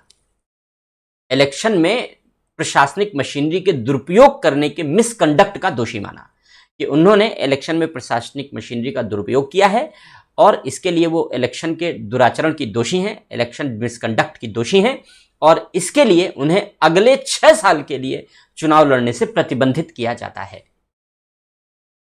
अगले 6 साल के लिए चुनाव लड़ने से प्रतिबंधित किया जाता है। और उनका जो निर्वाचन था 1971 में लोकसभा सदस्य के रूप में, उस निर्वाचन को शून्य घोषित किया जाता है, यानी वो लोकसभा सदस्य नहीं है। 20 दिन का समय दिया जस्टिस जगमोहन ने इंदिरा गांधी जी को कि आप 20 दिन के भीतर, इस 20 दिन तक ये निर्णय लागू नहीं होगा। 20 दिन के भीतर अगर आप सुप्रीम कोर्ट जाती हैं तो सुप्रीम कोर्ट जो फैसला, क्योंकि अपील का राइट होता है, और हम लोग जो अपीलीट अथॉरिटी है, अपीलीट जुरिस्डिक्शन है, सुप्रीम कोर्ट का अपीलीट जुरिस्डिक्शन है, उस अपीलीट जुरिस्डिक्शन के बारे में पढ़ते हैं कि कॉन्स्टिट्यूशन का आर्टिकल 134 क्लॉज ए ये कहता है कि हाई कोर्ट को ये राइट है कि वो सर्टिफिकेट ऑफ फिटनेस जारी कर सकता है कि इस मामले में सुप्रीम कोर्ट में अपील की जा सकती है, मामला अपीलेबल है। तो जस्टिस जगमोहन ने सर्टिफिकेट ऑफ फिटनेस जारी कर दिया, और उन्होंने कहा कि अगर आप सुप्रीम कोर्ट में अपील करना चाहते हैं तो अपील कर सकती हैं। 20 दिन का समय है, 20 दिन तक ये डिसीजन लागू नहीं होगा। 20 दिन के भीतर अगर आपने सुप्रीम कोर्ट में अपील कर दी तो कोर्ट सुनेगा, अदरवाइज 20 दिन के बाद ये डिसीजन लागू हो जाएगा। हालांकि आलोचक ये कहते हैं कि जस्टिस जगमोहन को ऐसा नहीं करना चाहिए था, डिसीजन को तुरंत लागू कर देना चाहिए था। एनीवे, वो एक अलग बात है। तो जस्टिस जगमोहन ने ये फैसला दे करके और काम खत्म कर लिया। हालांकि इसके पीछे की कहानी और भी बड़ी विभत्स है। जब जस्टिस जगमोहन ने प्रायोरिटी के आधार पर मुकदमा शुरू किया तो जस्टिस जगमोहन के जितने रिश्तेदार थे, उस समय जो चीफ जस्टिस थे इलाहाबाद हाई कोर्ट के, वो भी उनके रिश्तेदार ही थे। माथुर साहब थे, मुझे नाम नहीं याद है पूरा, इस समय याद नहीं आ रहा है। तो वो उस समय चीफ जस्टिस थे, और भी जो प्रदेश के राज्यपाल थे और जो सुप्रीम कोर्ट के जज थे, उन सबको पीएमओ ने निर्देश दिया कि जाके जगमोहन से कहो कि वो सुनवाई बंद करे इंदिरा गांधी के केस की, और अगर वो सुनवाई बंद कर देता है उसे तुरंत सुप्रीम कोर्ट भेज देंगे हम, उन्हें तुरंत सुप्रीम कोर्ट में हम एलिवेट कर देंगे, तुरंत सुप्रीम कोर्ट में जज अपॉइंट कर देंगे, उन्हें कह दो कि वहां सुनवाई बंद कर दें। तो चीफ जस्टिस ने, गवर्नर ने, सब ने उनको समझाने की कोशिश की। सपरिवार घर आते थे जस्टिस जगमोहन के उस समय कि ऐसा ऐसा दबाव है हमारे ऊपर और मान जाइए, सरकार से पंगा लेना ठीक नहीं है। लेकिन ये रूल ऑफ लॉ की खूबसूरती का ये पहलू था कि जस्टिस जगमोहन ने नहीं माना और उन्होंने सुनवाई पूरी की और उन्होंने निर्णय सुनाया जो तत्कालीन प्रधानमंत्री के अगेंस्ट था। और इस तत्कालीन निर्णय ने एक विभत्स परिणाम को जन्म दिया जिसे इमरजेंसी कहते हैं, क्योंकि अब इंदिरा गांधी को, जब इंदिरा गांधी ने सुप्रीम कोर्ट में अपील की तो सुप्रीम कोर्ट ने उन्हें राहत नहीं दी और यह माना कि जो हाई कोर्ट का जजमेंट है उस पर स्टे करने से मना कर दिया। और जब सुप्रीम हाई कोर्ट के जजमेंट से स्टे करने से मना कर दिया तो इसका मतलब यह होगा कि अब इंदिरा गांधी को कुर्सी गंवानी पड़ेगी। हालांकि तत्काल पद त्यागने से भी मना कर दिया कि ठीक है, उन्हें कुछ समय दिया जाता है लेकिन उन्हें पद छोड़ना पड़ेगा। अब जब पद छोड़ने की बात आ गई तो यह हुआ कि प्राइम मिनिस्टर कौन बनेगा। बहुत सारे लोगों के बीच सुगबुगाहट शुरू हो गई, कौन बनेगा। अब खोजा जाने लगा कि कौन विश्वास पात्र है। मीटिंग चली रही थी कि किस विश्वास पात्र को प्राइम मिनिस्टर बनाया जाए। तब तक संजय गांधी आए जो इंदिरा गांधी जी के पुत्र थे और उन्होंने इंदिरा गांधी जी को ले जा करके अलग कहा कि ये सब गड़बड़ मत कीजिए, किसी पर विश्वास करने योग्य नहीं है, प्रधानमंत्री पाने के बाद कोई भी पलटी मार जाएगा और सत्ता हाथ से चली जाएगी। इसलिए वहीं पर इमरजेंसी का कॉन्सेप्ट अस्तित्व में आया और वहीं 1975 में इमरजेंसी लगाने का आंतरिक सुरक्षा के लिए खतरा उत्पन्न हो सकता है, इस संभावना के आधार पर आर्टिकल 352 के अंतर्गत नेशनल इमरजेंसी डिक्लेयर कर दी गई। तो ये जो केस था इंदिरा नेहरू गांधी वर्सेस राजनारायण, ये केवल रूल ऑफ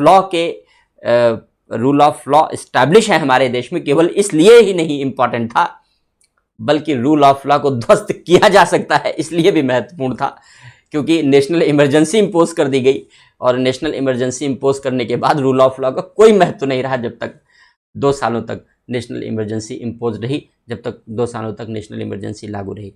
हालांकि वह एक एक्सेप्शनल केस माना जाता है। अब इस तरीके से, जिस तरीके से 75 में नेशनल इमरजेंसी इंपोज की गई, अब उस तरीके से नेशनल इमरजेंसी इंपोज नहीं की जा सकती, क्योंकि अब वो परिस्थितियां नहीं हैं, परिस्थितियां बदल चुकी हैं, संविधान में भी संशोधन हो चुका है और वो आधार हटाया जा चुका है। तो ये इंटरनल डिस्टर्बेंस के आधार पर कि जो इंटरनल डिस्टर्बेंस के आधार पर जो लगाया जाता था आपातकाल, अब इंटरनल डिस्टर्बेंस के आधार पर आपातकाल नहीं लगाया जा सकता। तो रूल ऑफ लॉ जब सुप्रीम कोर्ट में इंदिरा नेहरू गांधी वर्सेस नारायण वाले केस, जब इस केस को अपील के लिए लाया गया था, तब उच्चतम न्यायालय ने अपील की सुनवाई करते हुए यह कहा कि रूल ऑफ लॉ हमारे कॉन्स्टिट्यूशन का बेसिक स्ट्रक्चर है, बने रहना चाहिए। इसलिए इंदिरा गांधी को जाना होगा, इलाहाबाद हाईकोर्ट के जजमेंट पर रोक नहीं लगेगी। तो यहीं से रूल ऑफ लॉ का कॉन्सेप्ट एक बेसिक स्ट्रक्चर के रूप में पनपा है इस कॉन्सेप्ट के बाद। ठीक है, तो ये रूल ऑफ लॉ का कॉन्सेप्ट है जो भारत में रूल ऑफ लॉ का कॉन्सेप्ट प्रचलन में है। एक बात और, हम लोग एक और बात की चर्चा कर लेते हैं। अभी जस्टिस रमन्ना ने, जो भारत के CJI हैं, उन्होंने, NV रमन्ना ने रूल ऑफ लॉ को एक नए तरीके से व्याख्यायित किया है, नई व्याख्या की है। उस नई व्याख्या को भी हम लोग समझ लेते हैं, क्योंकि हो सकता है कि अगर इस रूल ऑफ लॉ पर वो विकल्प शामिल कर लिए जाएं, वो ऑप्शन शामिल कर लिए जाएं जो जस्टिस रमन्ना ने अभी दिए हैं, तो फिर डाइसी वाले पर क्वेश्चन ना हो, रमन्ना वाले पर क्वेश्चन हो तो गड़बड़ हो जाएगा। तो कभी कभी ऐसे क्वेश्चन बन जाते हैं। तो इन्होंने क्या बताया कि रूल ऑफ लॉ के 4 पिलर्स क्या हैं। इन्होंने रूल ऑफ लॉ के 4 प्रिंसिपल्स बताए हैं।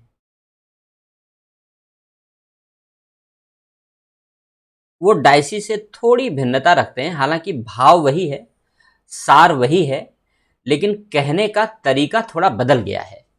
तो इसलिए इसको समझ लेते हैं हम। पहली बात, इन्होंने कहा कि law must be law must be clear and accessible. बात बहुत अच्छी कही है इन्होंने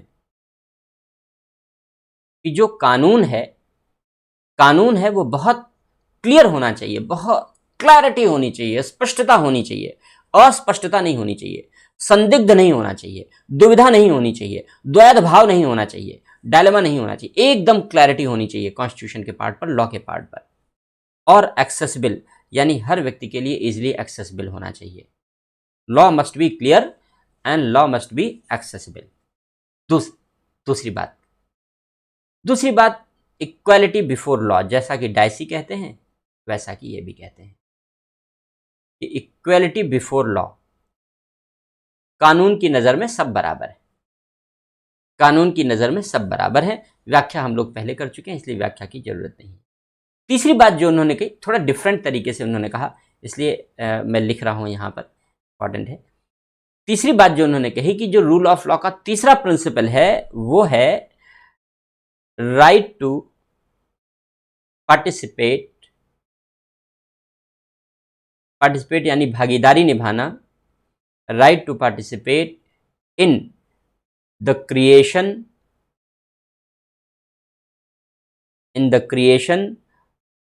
on and refinement of laws. बहुत बड़ी बात कही उन्होंने क्रिएशन यानी बनाना और रिफाइनमेंट यानी सुधार करना। इसका मतलब यह है कि हम सभी देश के नागरिकों को, हम सब लोगों को कानून बनाने में और कानून के सुधार करने में भागीदारी निभानी चाहिए। राइट टू पार्टिसिपेट, हम सब लोगों को कानून बनाने में और कानून में सुधार करने में भागीदारी निभानी चाहिए।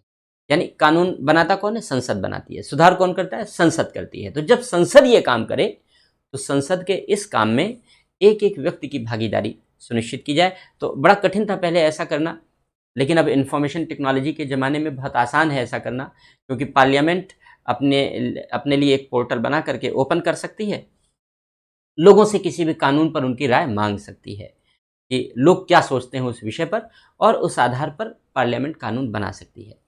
तो कभी कभी पार्लियामेंट ऐसा कर सकती है, उसे अवश्य करना चाहिए। Right to participate in creation and refinement of laws. और जो चौथी बात उन्होंने कही वो उन्होंने कहा स्ट्रॉन्ग इंडिपेंडेंट जुडिशरी। कहने का तरीका इनका थोड़ा अलग है, डायसी से आप देखें बिल्कुल अलग है। स्ट्रॉन्ग एंड इंडिपेंडेंट जुडिशरी का मतलब यह हुआ कि एक मजबूत और स्वतंत्र न्यायपालिका। मजबूत और स्वतंत्र न्यायपालिका होगी तो करेगी क्या? मजबूत और स्वतंत्र न्यायपालिका होगी तो वह ये देखेगी कि कोई भी अपने अधिकारों का मनमाना प्रयोग न कर पाए। जो भी अधिकारों का मनमाना प्रयोग करेंगे, न्यायपालिका उस पर तुरंत कंट्रोल करेगी, न्यायपालिका उस पर तुरंत नियंत्रण लगाएगी। इसलिए न्यायपालिका का स्वतंत्र होना, न्यायपालिका का निष्पक्ष होना और न्यायपालिका का मजबूत होना बेहद आवश्यक है, अगर हम चाहते हैं कि रूल ऑफ लॉ, विधि का शासन बना रहे। तो ये जस्टिस रमन्ना ने, जो सीजीआई हैं इस समय भारत के, जस्टिस रमन्ना ने रूल ऑफ लॉ के ये 4 प्रिंसिपल्स बताए हैं, 4 सिद्धांत बताए हैं कि कानून बहुत क्लियर होना चाहिए, स्पष्ट होना चाहिए और सभी की पहुंच में होना चाहिए, सभी की पहुंच में होना चाहिए। दूसरा, कानून के समक्ष सभी को समानता मिलनी चाहिए। तीसरा, कानून बनाने में और कानून को सुधारने में सबकी भागीदारी होनी चाहिए। और चौथा, एक मजबूत और स्वतंत्र न्यायपालिका बनाए रखनी चाहिए। तो ये 4 बातें रूल ऑफ लॉ के सिद्धांत के रूप में भी प्रतिपादित करते हैं। ये भारत में रूल ऑफ लॉ का अस्तित्व है, एग्जिस्टेंस है। अब भारत में रूल ऑफ लॉ का यह एग्जिस्टेंस कुछ अपवादों के साथ है। क्या अपवाद हैं? क्योंकि कुछ अपवाद भी हैं टू रूल ऑफ लॉ। कानून के शासन के कुछ अपवाद भी हैं इस देश में, विधि के शासन के कुछ अपवाद भी हैं इस देश में। तो वे अपवाद कौन से हैं, हमें उन अपवादों को जानना होगा। हालांकि वे अपवाद भी विधि के शासन के ही हिस्से माने जा रहे हैं। आज भी ये नहीं मानते हम कि उन्हें वे विधि का शासन का उल्लंघन कर रहे हैं, बल्कि हम ये मान रहे हैं कि वे कहीं ना कहीं विधि के शासन की परंपरा बनी रहे, विधि के शासन की व्यवस्था बनी रहे, इस व्यवस्था के तहत लागू किए जाते हैं। लेकिन वे विधि के शासन का उल्लंघन नहीं करते, लेकिन फिर भी वे विधि के शासन के अपवाद अवश्य हैं। अर्थात इन अवसरों पर विधि के शासन का दर्शन कुछ मात्रा में प्रभावित अवश्य होता है। हालांकि उनकी अपनी अलग नीड्स हैं, परिस्थितियां हैं, लेकिन फिर भी एज ए फिलॉसफी यह प्रभावित अवश्य होता है। तो वे कौन सी अपॉर्चुनिटीज हैं, उसी को हम लोग यहाँ पर विधि के शासन का अपवाद कहते हैं। हम लोग उसकी चर्चा करते हैं। मेन एग्जामिनेशन में पूछा भी जा सकता है। पहली बात पब्लिक ऑफिशियल, हम लोग केवल संस्थानों की ही चर्चा करेंगे क्योंकि रूल ऑफ लॉ उसी के द्वारा इन्फोर्स किया जाता है। एक पब्लिक ऑफिशियल होते हैं जो सरकारी या सरकार से जुड़े हुए कर्मचारी हैं, अधिकारी हैं, और एक प्राइवेट होते हैं, ऑफिशियल होते हैं, निजी क्षेत्र के अधिकारी कर्मचारी होते हैं। तो इनकी जो पावर्स हैं, पब्लिक ऑफिशियल्स और प्राइवेट ऑफिशियल्स की जो पावर्स हैं वो समान नहीं होती। बराबर लिख के काट दिया, इसीलिए अनइक्वल होती हैं, जबकि समानता का अधिकार दिया गया है, राइट टू इक्वालिटी है। तो जो पब्लिक ऑफिशियल्स ड्यूटी निभा रहे हैं और प्राइवेट ऑफिशियल्स जो ड्यूटी निभाते हैं उनमें अंतर होता है। पब्लिक ऑफिशियल्स को हम लॉ एंड ऑर्डर की रिस्पॉन्सिबिलिटी देते हैं, अरेस्ट करने की रिस्पॉन्सिबिलिटी देते हैं, और भी तरह तरह की रिस्पॉन्सिबिलिटी देते हैं। प्राइवेट ऑफिशियल्स के पास ऐसी कोई दूर दूर तक रिस्पॉन्सिबिलिटीज नहीं होती। तो पावर्स के डिस्ट्रीब्यूशन में, पब्लिक और प्राइवेट के बीच में पावर्स के डिस्ट्रीब्यूशन में, शक्तियों के बंटवारे में रूल ऑफ लॉ के अपवाद देखने को मिलते हैं। ये उल्लंघन नहीं है, उल्लंघन नहीं। उल्लंघन का मतलब है उसके विरुद्ध कार्य करना। तो हम विरुद्ध कार्य नहीं कर रहे हैं, लेकिन हम उसको फॉलो नहीं कर रहे हैं, क्योंकि दोनों में डिग्रीज का अंतर है। उल्लंघन कर देना और पालन न करना, इनमें डिग्रीज का अंतर है। उल्लंघन न करना गंभीर है, पालन न करना उससे कम गंभीर है। तो जो पब्लिक ऑफिशियल है, और क्योंकि कानून की जब व्याख्या करते हैं तो इस तरीके के शब्दों का बहुत महत्व होता है, सामान्य अर्थों में तो एक जैसे समझे जाते हैं। तो जो लोक कर्मचारी हैं और निजी क्षेत्रों के कर्मचारी हैं, उन सब के बीच जो शक्तियों का बंटवारा किया जाता है वो भी संविधान और कानून के अनुरूप ही होता है। लेकिन फिर भी यहाँ रूल ऑफ लॉ का स्ट्रिक्ट पालन देखने को नहीं मिलता। क्यों? क्योंकि परिस्थितियां भिन्न हैं। और जो दिल्ली डिक्लेरेशन है रूल ऑफ लॉ का, दिल्ली डिक्लेरेशन कहता है कि इसे परिस्थितियों के अनुरूप डायनेमिक होना चाहिए, प्रासंगिक होना चाहिए। तो इस प्रासंगिकता के कारण यहाँ सिमिलैरिटी नहीं है और दोनों चीजें अलग हैं। दूसरी बात, कॉन्स्टिट्यूशन में कुछ स्पेशल प्रोविजंस किए गए हैं जो कुछ लोगों को स्पेशल स्टेटस देते हैं, अन्य लोगों से उन्हें भिन्न करते हैं। जैसे एग्जाम्पल के रूप में एक एग्जाम्पल ले लेते हैं, आर्टिकल 361। क्या है आर्टिकल 361? जानते हैं आप? आर्टिकल 361 प्रेसिडेंट और गवर्नर, इन दोनों के लिए स्पेशल प्रिविलेजेस का वर्णन करता है। तो प्रेसिडेंट और गवर्नर दोनों के लिए स्पेशल प्रिविलेजेस दिए गए हैं, विशेषाधिकार दिए गए हैं। आप जानते हैं उन विशेषाधिकारों को, प्री में यदाकदा क्वेश्चन भी पूछे गए हैं कि उन्हें उनके पदों पर रहते हुए किसी भी आपराधिक मामले में गिरफ्तार नहीं किया जा सकता, कोई आपराधिक मुकदमा दर्ज नहीं किया जा सकता, कोई आपराधिक मुकदमा चलाया नहीं जा सकता। पहले से अगर दर्ज है तो उस आपराधिक मुकदमे पर सुनवाई नहीं की जा सकती, कोई भी कोर्ट उन्हें गवाह के रूप में उपस्थित होने के लिए सम्मन नहीं भेज सकता। तो ये सारी बातें हम लोग जानते हैं। स्पेशल स्टेटस जो प्रेसिडेंट और गवर्नर के लिए जो स्पेशल प्रोविज़न किए गए हैं आर्टिकल 361, ये रूल ऑफ लॉ के अगेंस्ट माना जाता है, क्योंकि रूल ऑफ लॉ कहता है कानून की नज़र में सब समान है, इक्वालिटी बिफोर लॉ की बात करता है वो।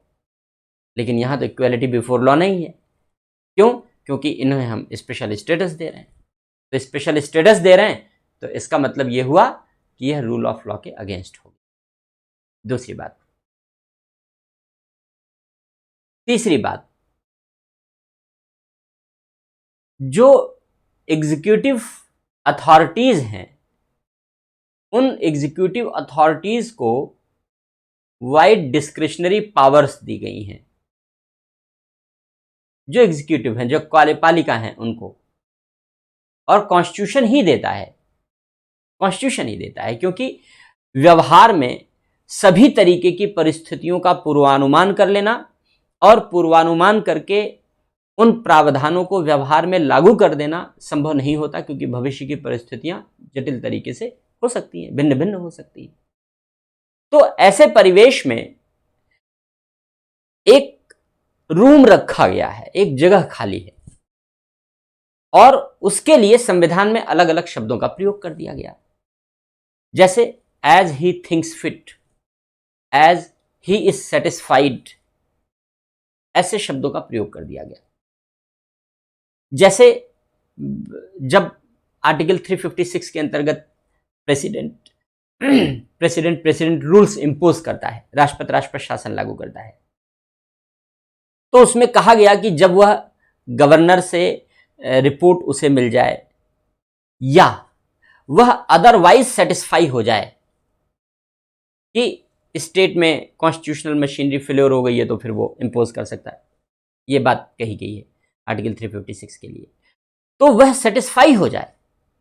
अब राष्ट्रपति सेटिस्फाई होगा, राष्ट्रपति अपने अधिकार से, अपने विवेक से कुछ करता नहीं, वो मंत्रिपरिषद के परामर्श के आधार पर काम करता है। इसका मतलब है मंत्रिपरिषद ये सेटिस्फाई हो जाए कि वहां स्थितियां विषम हो गई हैं, कॉन्स्टिट्यूशनल मशीनरी का फेल्योर हो गया है। तो कॉन्स्टिट्यूशनल मशीनरी का फेल्योर कब कब माना जाएगा, ये एनुमरेटेड नहीं है, इसकी गणना नहीं की गई है, इसका कैलकुलेशन नहीं किया गया है। यह विवेक पर छोड़ दिया गया कि सरकार निश्चय करे।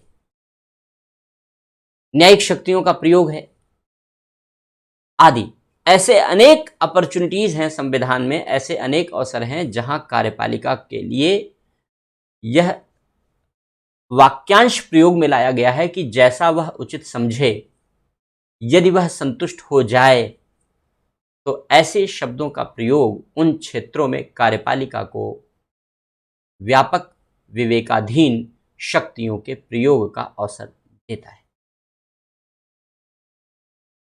और विवेकाधीन शक्तियों के प्रयोग का अवसर देता है तो दुरुपयोग के अवसर भी देता है, क्योंकि विवेकाधीन शक्तियों का दुरुपयोग हो सकता है। पिछले वर्षों में हम लोगों ने कई बार देखा है, आर्टिकल 356 का प्रायः दुरुपयोग हुआ है, 100 से अधिक बार लागू किया जा चुका है विभिन्न राज्यों में, और उपयोग कम, दुरुपयोग ज्यादा हुआ है।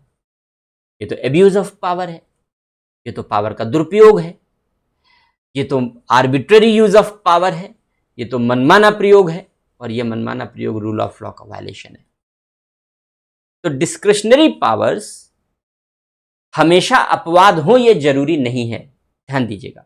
डिस्क्रिशनरी पावर हमेशा अपवाद हो ये जरूरी नहीं है, लेकिन डिस्क्रिशनरी पावर्स ये अपॉर्चुनिटी क्रिएट करती हैं कि रूल ऑफ लॉ का अपवाद जन्म ले सकता है, क्योंकि जब भी डिस्क्रिशनरी पावर का विवेकाधीन शक्तियों का मनमाना प्रयोग होगा, तो वह रूल ऑफ लॉ के अगेंस्ट होगा।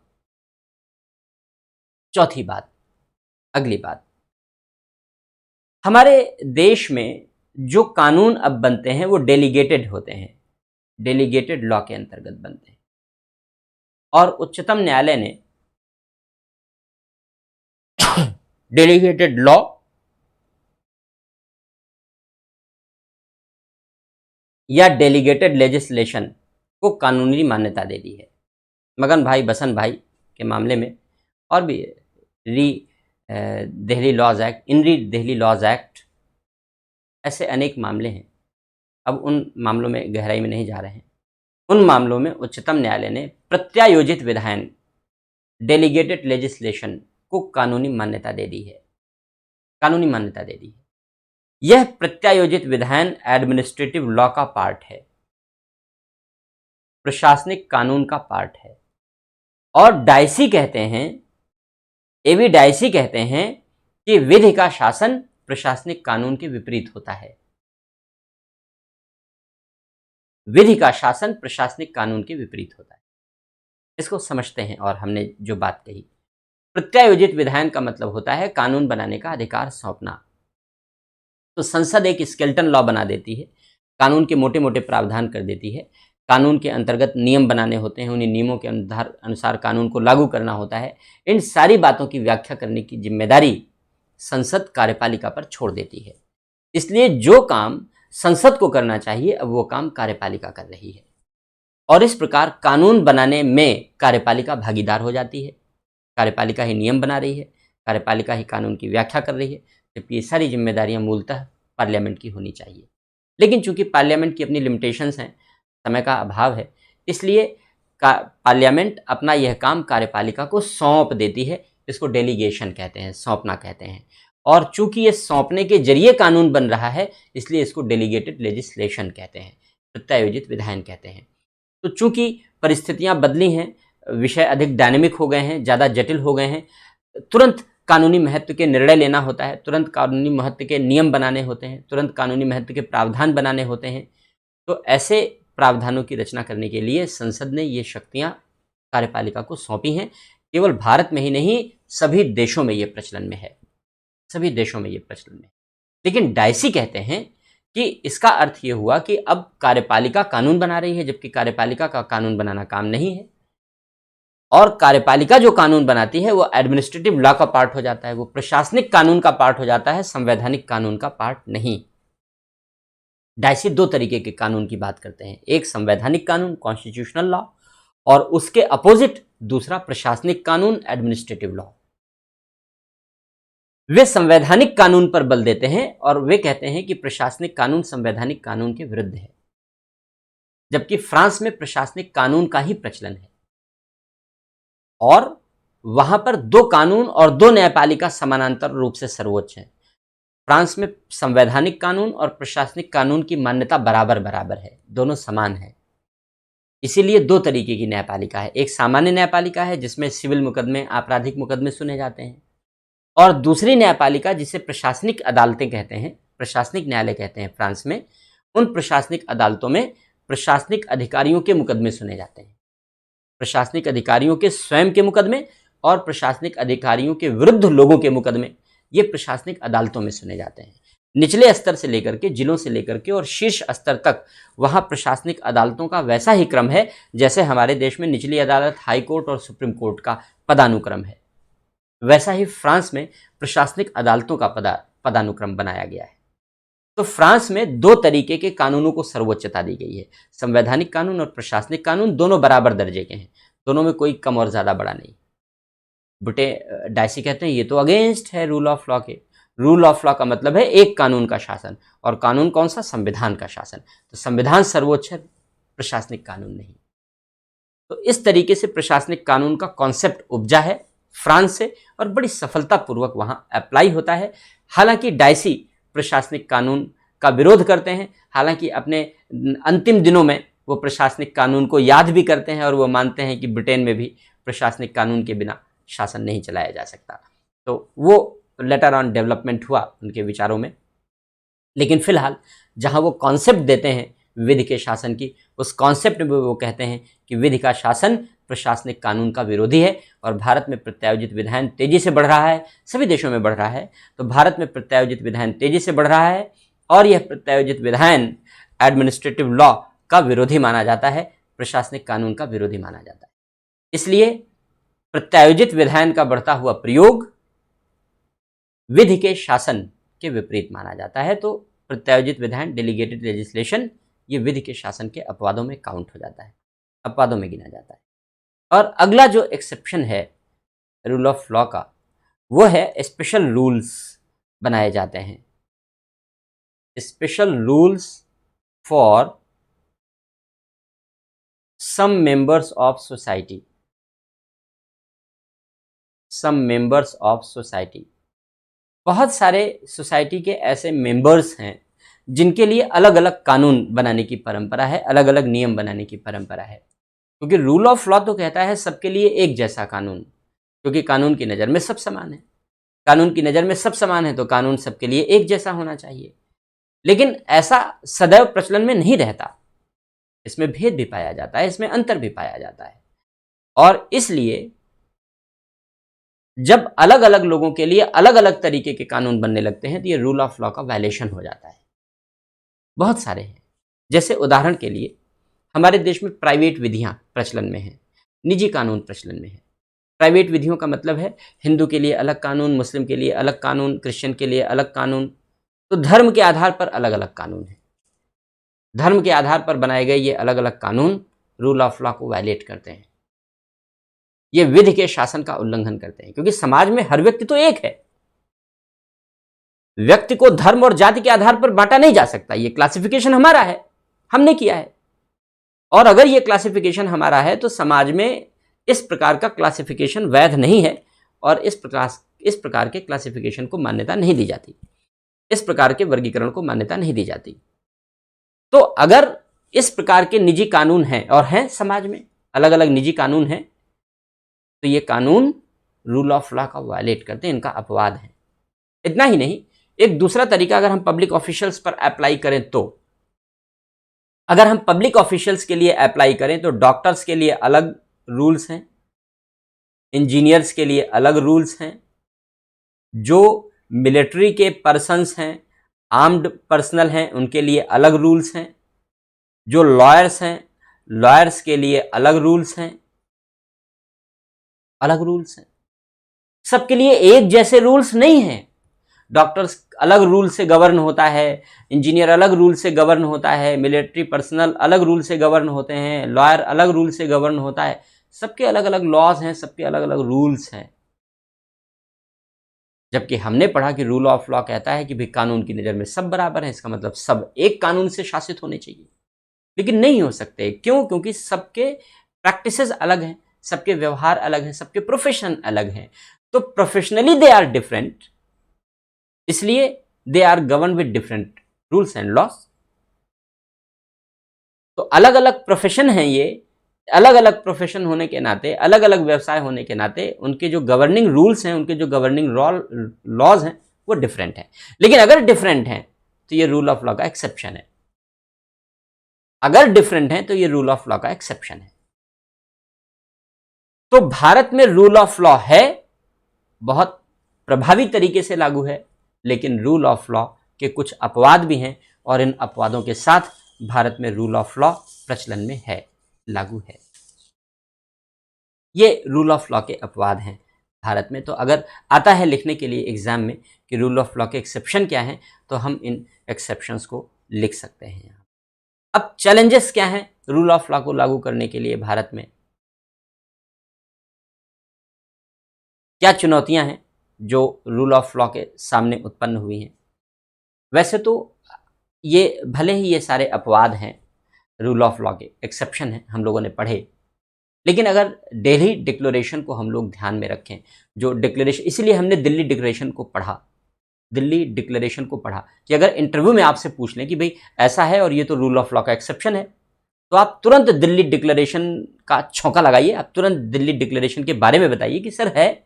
लेकिन जो दिल्ली डिक्लेरेशन है, जिसे रूल ऑफ लॉ का सेमिनल डॉक्यूमेंट कहते हैं, वो सेमिनल डॉक्यूमेंट कहता है कि परिस्थितियों के आधार पर जो रूल ऑफ लॉ का कॉन्सेप्ट है वो डायनेमिक होना चाहिए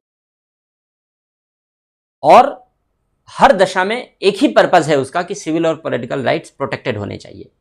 और सिविल और पॉलिटिकल राइट्स को प्रोटेक्ट करने के लिए अगर डिफरेंट प्रोफेशन है, तो डिफरेंट प्रोफेशन को अलग अलग रूल्स और लॉज से गवर्न भी किया जाना चाहिए, तभी प्रोटेक्शन हो पाएगा, वरना नहीं हो पाएगा।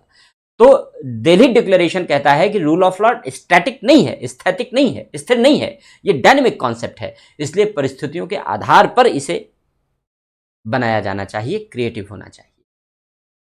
तो अगर इस तरीके का प्रश्न उत्पन्न होता है कि भाई ये तो अपवाद है, तो आप बता सकते हैं कि ठीक है अपवाद है, लेकिन दिल्ली डिक्लेरेशन के अनुसार ये अपवाद होने भी जरूरी हैं, क्योंकि रूल ऑफ लॉ एक डायनेमिक कॉन्सेप्ट है, ये अपवाद नहीं होगा। अगर हम थ्योरी की बात करें, कॉन्सेप्ट की बात करें, तो कॉन्सेप्चुअली एक्सेप्शन है, कॉन्सेप्चुअली एक्सेप्शन है, लेकिन प्रैक्टिकली ये रेलेवेंट भी है, जिससे कि रूल ऑफ लॉ की चमक फीकी ना पड़े, इसलिए ये प्रैक्टिकली जरूरी भी है।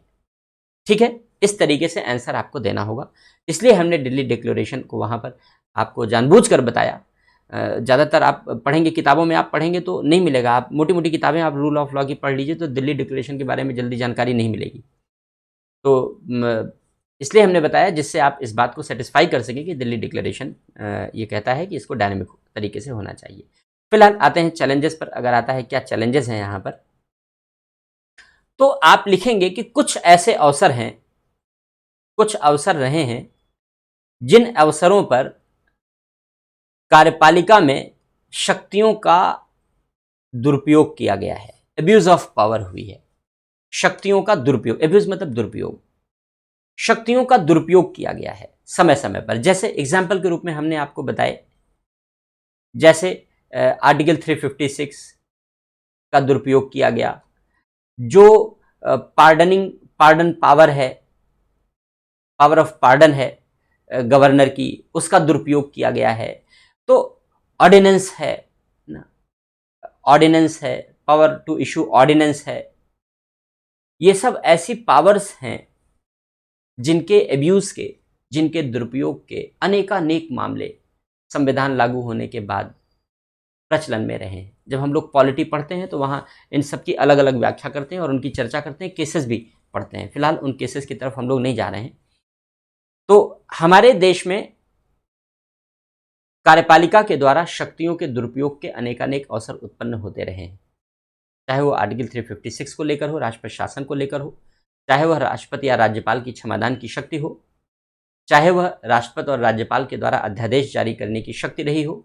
इन सब पर आरोप लगे हैं शक्तियों के दुरुपयोग के, और न्यायपालिका ने इन शक्तियों की समीक्षा करते हुए यदा कदा दुरुपयोग के मामलों को चिन्हित किया है और उसे नल एंड वाइड डिक्लेयर किया है, उसे शून्य डिक्लेयर किया है।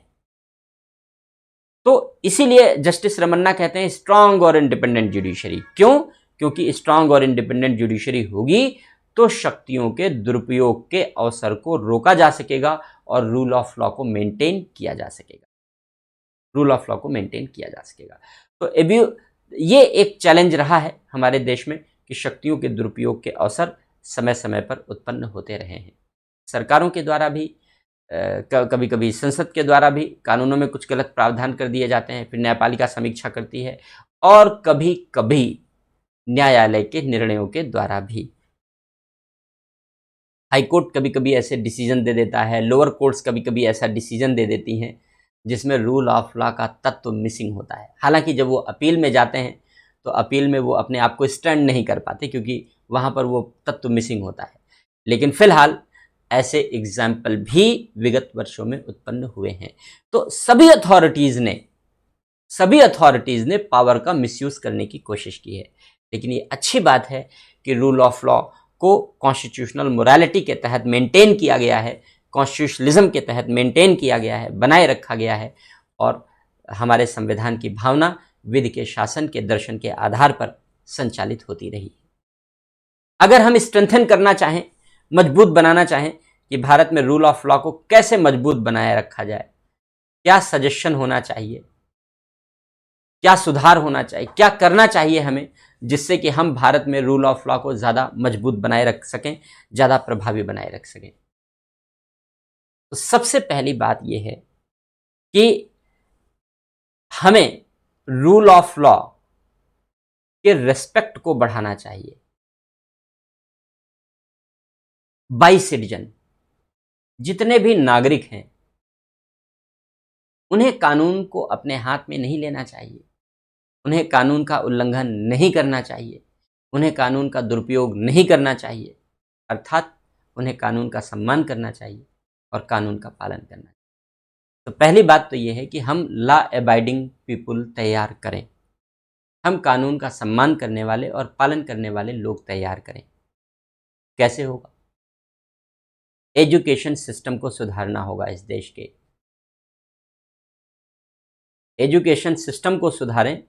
ये नई शिक्षा नीति वाला नहीं, वैल्यू बेस्ड एजुकेशन बनाएं, वैल्यूज को सिखाएं, मूल्यों को सिखाएं, और वैल्यूज के आधार पर एजुकेशन सिस्टम को इनरिच्ड करके, सुधार करके हम ऐसा कर सकते हैं कि हम law abiding people, law abiding citizen तैयार कर सकते हैं। ऐसे लोग तैयार कर सकते हैं जो कानून का सम्मान करते हैं और कानून का पालन करने की क्षमता रखते हैं।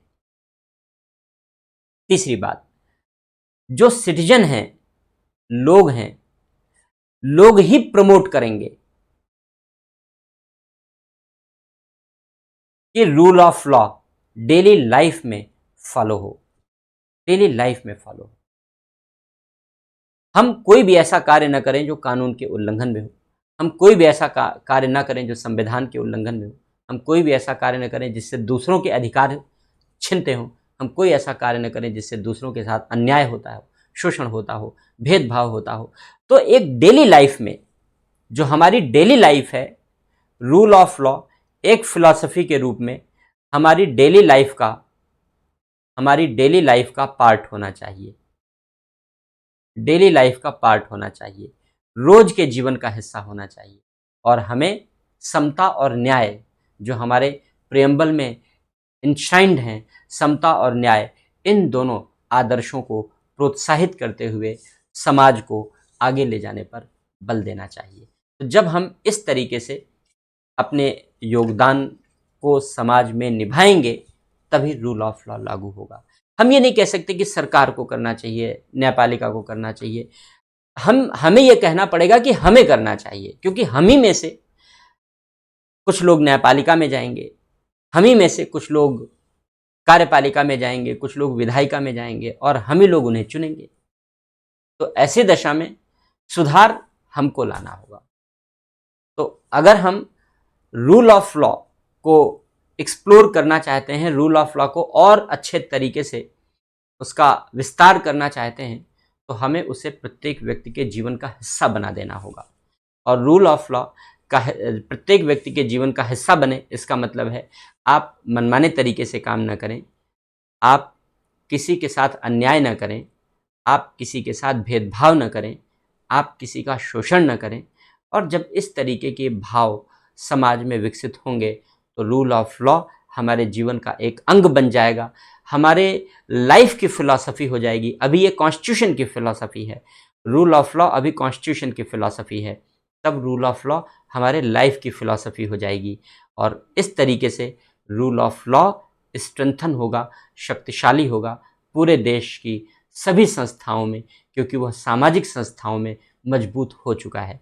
तो पहले उसे सामाजिक संस्थाओं में मजबूत होना होगा, परिवार और समाज में मजबूत होना होगा, तब वह राष्ट्र की संस्थाओं में मजबूती पा सकेगा। अगर रूल ऑफ लॉ सामाजिक संस्थाओं में मजबूत नहीं होगा, तो राष्ट्र की संस्थाओं में भी मजबूत नहीं होगा। तो पहली मजबूती सामाजिक संस्थाओं में लानी होगी। ये रूल ऑफ लॉ के बारे में एक ओवरऑल डिस्कशन था सारे दिशाओं से। एक बात रह गई है रूल ऑफ लॉ के मेरिट और डिमेरिट को लेकर के। तो डायसी ने जो कॉन्सेप्ट दिया था रूल ऑफ लॉ, तो उसकी मेरिट और डिमेरिट की हम लोग एक बार चर्चा कर लेते हैं कि क्या मेरिट है, क्या गुण और क्या दोष हैं रूल ऑफ लॉ के। तो मेरिट क्या है पहले, गुण क्या है, हम लोग इसकी चर्चा कर लेते हैं, फिर दोषों की चर्चा करते हैं। पहली बात, तो अभी हम लोगों ने जितनी चर्चा की उसी के आधार पर आप कंक्लूजन निकाल सकते हैं। पहली बात यह है कि यह शक्तियों के दुरुपयोग पर नियंत्रण करता है,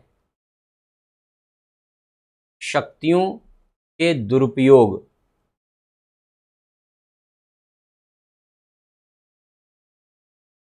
पर नियंत्रण करता है, check on abuse of power.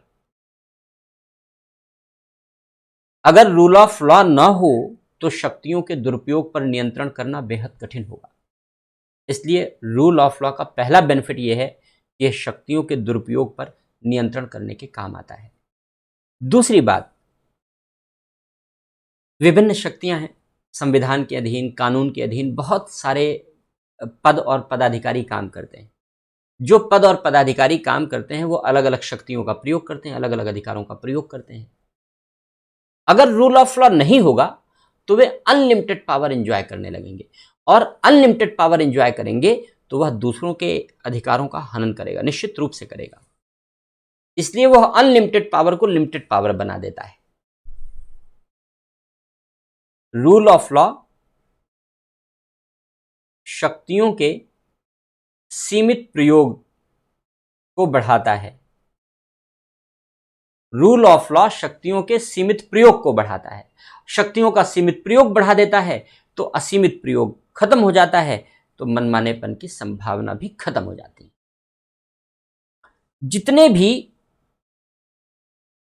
प्रशासनिक शक्तियां, चूंकि प्रशासनिक अधिकारियों को अपने रोजमर्रा के कार्यों में विवेकाधीन शक्तियों का प्रयोग करना पड़ता है और अनेकानेक विवेकाधीन शक्तियों का प्रयोग करना होता है, क्योंकि सब कुछ कानून बना के ऊपर से डिसाइड नहीं किया जा सकता, क्योंकि कानून पूरे देश के लिए यूनिफॉर्म तरीके से बनता है, जबकि प्रशासनिक अधिकारी कोई जम्मू कश्मीर में काम कर रहा है, पहाड़ी, दुर्गम और आतंकवाद वाला इलाका, कोई उत्तर प्रदेश में काम कर रहा है तो उत्तर प्रदेश में काम करना और जम्मू कश्मीर में काम करना जमीन आसमान का अंतर होगा।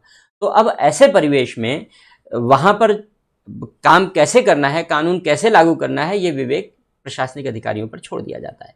अब अगर प्रशासनिक अधिकारियों पर यह विवेक छोड़ दिया गया तो विवेक के दुरुपयोग होने की संभावना रहती है। लेकिन अगर रूल ऑफ लॉ है तो रूल ऑफ लॉ एक लिटमस टेस्ट बनाता है, एक लिटमस टेस्ट की तरीके से काम करता है। रूल ऑफ लॉ एक लिटमस टेस्ट की तरीके से काम करता है, जिससे कि दूध का दूध पानी का पानी हो जाता है। अर्थात प्रशासनिक अधिकारी नीरछीर विवेक का उपयोग करते हुए अपनी प्रशासनिक शक्तियों का प्रयोग कर सकता है और रूल ऑफ लॉ उसके प्रशासनिक शक्तियों के दुरुपयोग पर अंकुश लगा सकता है। तो प्रशासनिक अधिकारी चूंकि विवेकाधीन शक्तियों का प्रयोग करता है, इसलिए विवेकाधीन शक्तियों के प्रयोग पर अंकुश लगाने का काम रूल ऑफ लॉ करता है। तो ये सब रूल ऑफ लॉ के मेरिट हैं। एक बात और, एडमिनिस्ट्रेटिव लॉ बढ़ रहा है, तेजी से बढ़ रहा है, तो हमारे देश में भी एडमिनिस्ट्रेटिव लॉ तेजी से प्रमोट हो रहा है। हम लोग एडमिनिस्ट्रेटिव लॉ के बारे में यहाँ बहुत विस्तार से नहीं पढ़ेंगे, एक अलग डिस्कशन हो जाएगा, लंबा डिस्कशन है। पूरे एडमिनिस्ट्रेटिव लॉ पर अकेली बुक ही लिखी जाती है। तो लेकिन प्रशासनिक कानूनों का विकास तेजी से हुआ है। लेकिन अगर प्रशासनिक कानूनों का विकास तेजी से हुआ तो डायसी तो कहते हैं कि administrative law rule of law का एक्सेप्शन है, अपवाद है। लेकिन एडमिनिस्ट्रेटिव लॉ हमारी मजबूरी है आज की। क्यों? क्योंकि हम सारा काम संसद के जरिए नहीं करवा सकते, सारा काम न्यायपालिका के जरिए नहीं करवा सकते। अब हम ट्रिब्यूनल्स बनाते हैं, जैसे नेशनल ग्रीन ट्रिब्यूनल है, जैसे सेंट्रल एडमिनिस्ट्रेटिव ट्रिब्यूनल है, स्टेट एडमिनिस्ट्रेटिव ट्रिब्यूनल है, रेलवे क्लेम ट्रिब्यूनल है। ऐसे बहुत सारे ट्रिब्यूनल्स बनाए हैं हमने, 3 दर्जन से ज़्यादा ट्रिब्यूनल हमने बनाए हैं। और ये ट्रिब्यूनल में न्याय प्रशासनिक अधिकारी करते हैं, न्यायाधीश तो करते नहीं। तो प्रशासनिक अधिकारी न्याय कर रहे हैं, ये भी वास्तव में लॉ ऑफ नेचुरल जस्टिस के अगेंस्ट है, न्याय के प्राकृतिक नियम के विरुद्ध है। और न्याय के प्राकृतिक नियम के विरुद्ध है तो विधि के शासन के भी विरुद्ध हो गया। तो ऐसी दशा में एडमिनिस्ट्रेटिव लॉ को डायसी कहते हैं कि ये रूल ऑफ लॉ के अगेंस्ट है। लेकिन एडमिनिस्ट्रेटिव लॉ सच्चाई है आज के प्रशासन की, क्योंकि इन सब के बिना आज का जटिल कठिन प्रशासन चलाया नहीं जा सकता। इसलिए जब जटिल और कठिन प्रशासन चलाने के लिए इन सब चीजों की जरूरत है, तो इन सब शक्तियों का प्रयोग संविधान सम्मत हो, अब यह सुनिश्चित करना चाहिए, बजाय विरोध करने के इन सब शक्तियों का प्रयोग संविधान सम्मत हो, यह सुनिश्चित करना चाहिए। तो अब इसी दिशा में प्रयास किया जा रहा है और बाद में एवी डायसी ने भी इसी दिशा में चिंतन करना शुरू किया। और इस तरीके से रूल ऑफ लॉ यह इंश्योर करता है कि एडमिनिस्ट्रेटिव लॉ अच्छी तरह से फंक्शन करे, वेल फंक्शनिंग हो, वेल यूज हो, अच्छा यूज हो, गुड यूज हो, एडमिनिस्ट्रेटिव लॉ का दुरुपयोग न हो सके। क्योंकि अब एडमिनिस्ट्रेटिव लॉ वर्तमान समय की सच्चाई है। एक जमाने में भले ही संकल्पना के आधार पर दोनों को एक दूसरे का विरोधी माना जाता रहा हो, लेकिन अब दोनों एक दूसरे के विरोधी नहीं है, बल्कि अब यह वर्तमान समय की सच्चाई है कि रूल ऑफ लॉ और एडमिनिस्ट्रेटिव लॉ को एक साथ अस्तित्व में रहना पड़ता है। तो अब रूल ऑफ लॉ का काम क्या है? अब रूल ऑफ लॉ का काम है कि वह एडमिनिस्ट्रेटिव लॉ को गवर्न करे और वह एडमिनिस्ट्रेटिव लॉ का यूज अच्छा हो, यह सुनिश्चित करे। तो ये सब मेरिट हैं, ये सब गुण हैं रूल ऑफ लॉ के, ये सब विधि के शासन की अच्छाइयां हैं। डीमेरिट भी हैं, जो हर चीज के गुण और दोष एक ही सिक्के के पहलू हैं, एक ही सिक्के के पहलू हैं। तो जब गुण देखेंगे तो थोड़ा दोष भी दिखेगा, स्वाभाविक सी बात है। भगवान भी अछूते नहीं रहे लोगों की आलोचनाओं से।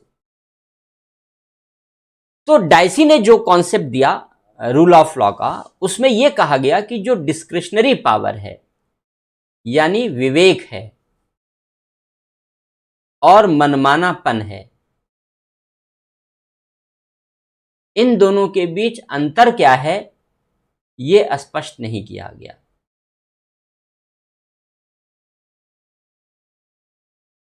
हालांकि अब हमारे यहां जुडिशियल डिसीजंस से, न्यायिक निर्णयों के माध्यम से यह सब स्पष्ट कर दिया गया। हमारे यहां न्यायिक निर्णयों के माध्यम से यह सब स्पष्ट हो गया।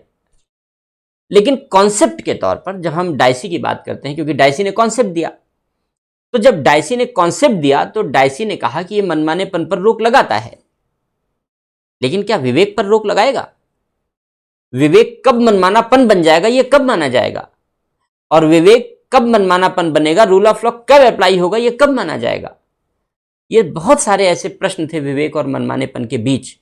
हमने बहुत संक्षेप में बताए, प्रश्न बहुत सारे। तो विवेक और मनमानेपन के बीच जो अनेक प्रश्न हैं, उन प्रश्नों का समाधान डायसी ने नहीं किया, डायसी ने एक्सप्लेन नहीं किया, अंतर स्पष्ट नहीं किया डायसी द्वारा। डायसी ने ये अंतर स्पष्ट नहीं किया। डायसी की ही आलोचना इसलिए की जाती है क्योंकि डायसी ने ही ये कॉन्सेप्ट दिया।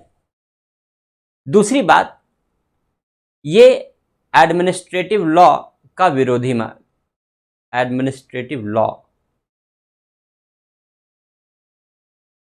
द्वायत एडमिनिस्ट्रेटिव, फ्रेंच में कहते हैं द्वायत एडमिनिस्ट्रेटिव, एडमिनिस्ट्रेटिव लॉ को तो जो प्रशासनिक कानून है, इसको हिंदी में प्रशासनिक कानून कहते हैं। जो प्रशासनिक कानून है, प्रशासनिक कानून आज सर्वमान्य है, सर्वस्वीकार्य है, और उच्चतम न्यायालय ने भी री दिल्ली लॉज एक्ट में, इन री दिल्ली लॉज एक्ट के मामले में, मगन भाई बसंत भाई के मामले में, बहुत सारे मामले हैं, तमाम मामलों में उच्चतम न्यायालय ने इसको वैधता दे दी है। लेकिन कॉन्सेप्ट के तौर पर प्रशासनिक कानून रूल ऑफ लॉ का विरोधी है। प्रशासनिक कानून रूल ऑफ लॉ का विरोधी है। तो ये डिमेरिट्स मानी जाती हैं, जबकि प्रशासनिक कानून आज वास्तविकता है। तो कोई बात नहीं, ये थोड़ी ही डिमेरिट हैं। हमने पहले भी कहा कि हर चीज़ के डार्क साइड ढूंढे जा सकते हैं अगर हम आलोचना करना चाहें तो इसकी भी डिमेरिट ढूंढ ली गई, लोगों ने ढूंढ ली, लेकिन इस डिमेरिट के आधार पर इस कॉन्सेप्ट का महत्व कम नहीं होता। भारत ही नहीं, भारत, ब्रिटेन, अमेरिका, आज सभी आधुनिक लोकतांत्रिक देशों में, सभी आधुनिक लोकतांत्रिक देशों में रूल ऑफ लॉ वहाँ के संविधान और वहाँ की शासन व्यवस्था का आधार बना हुआ है।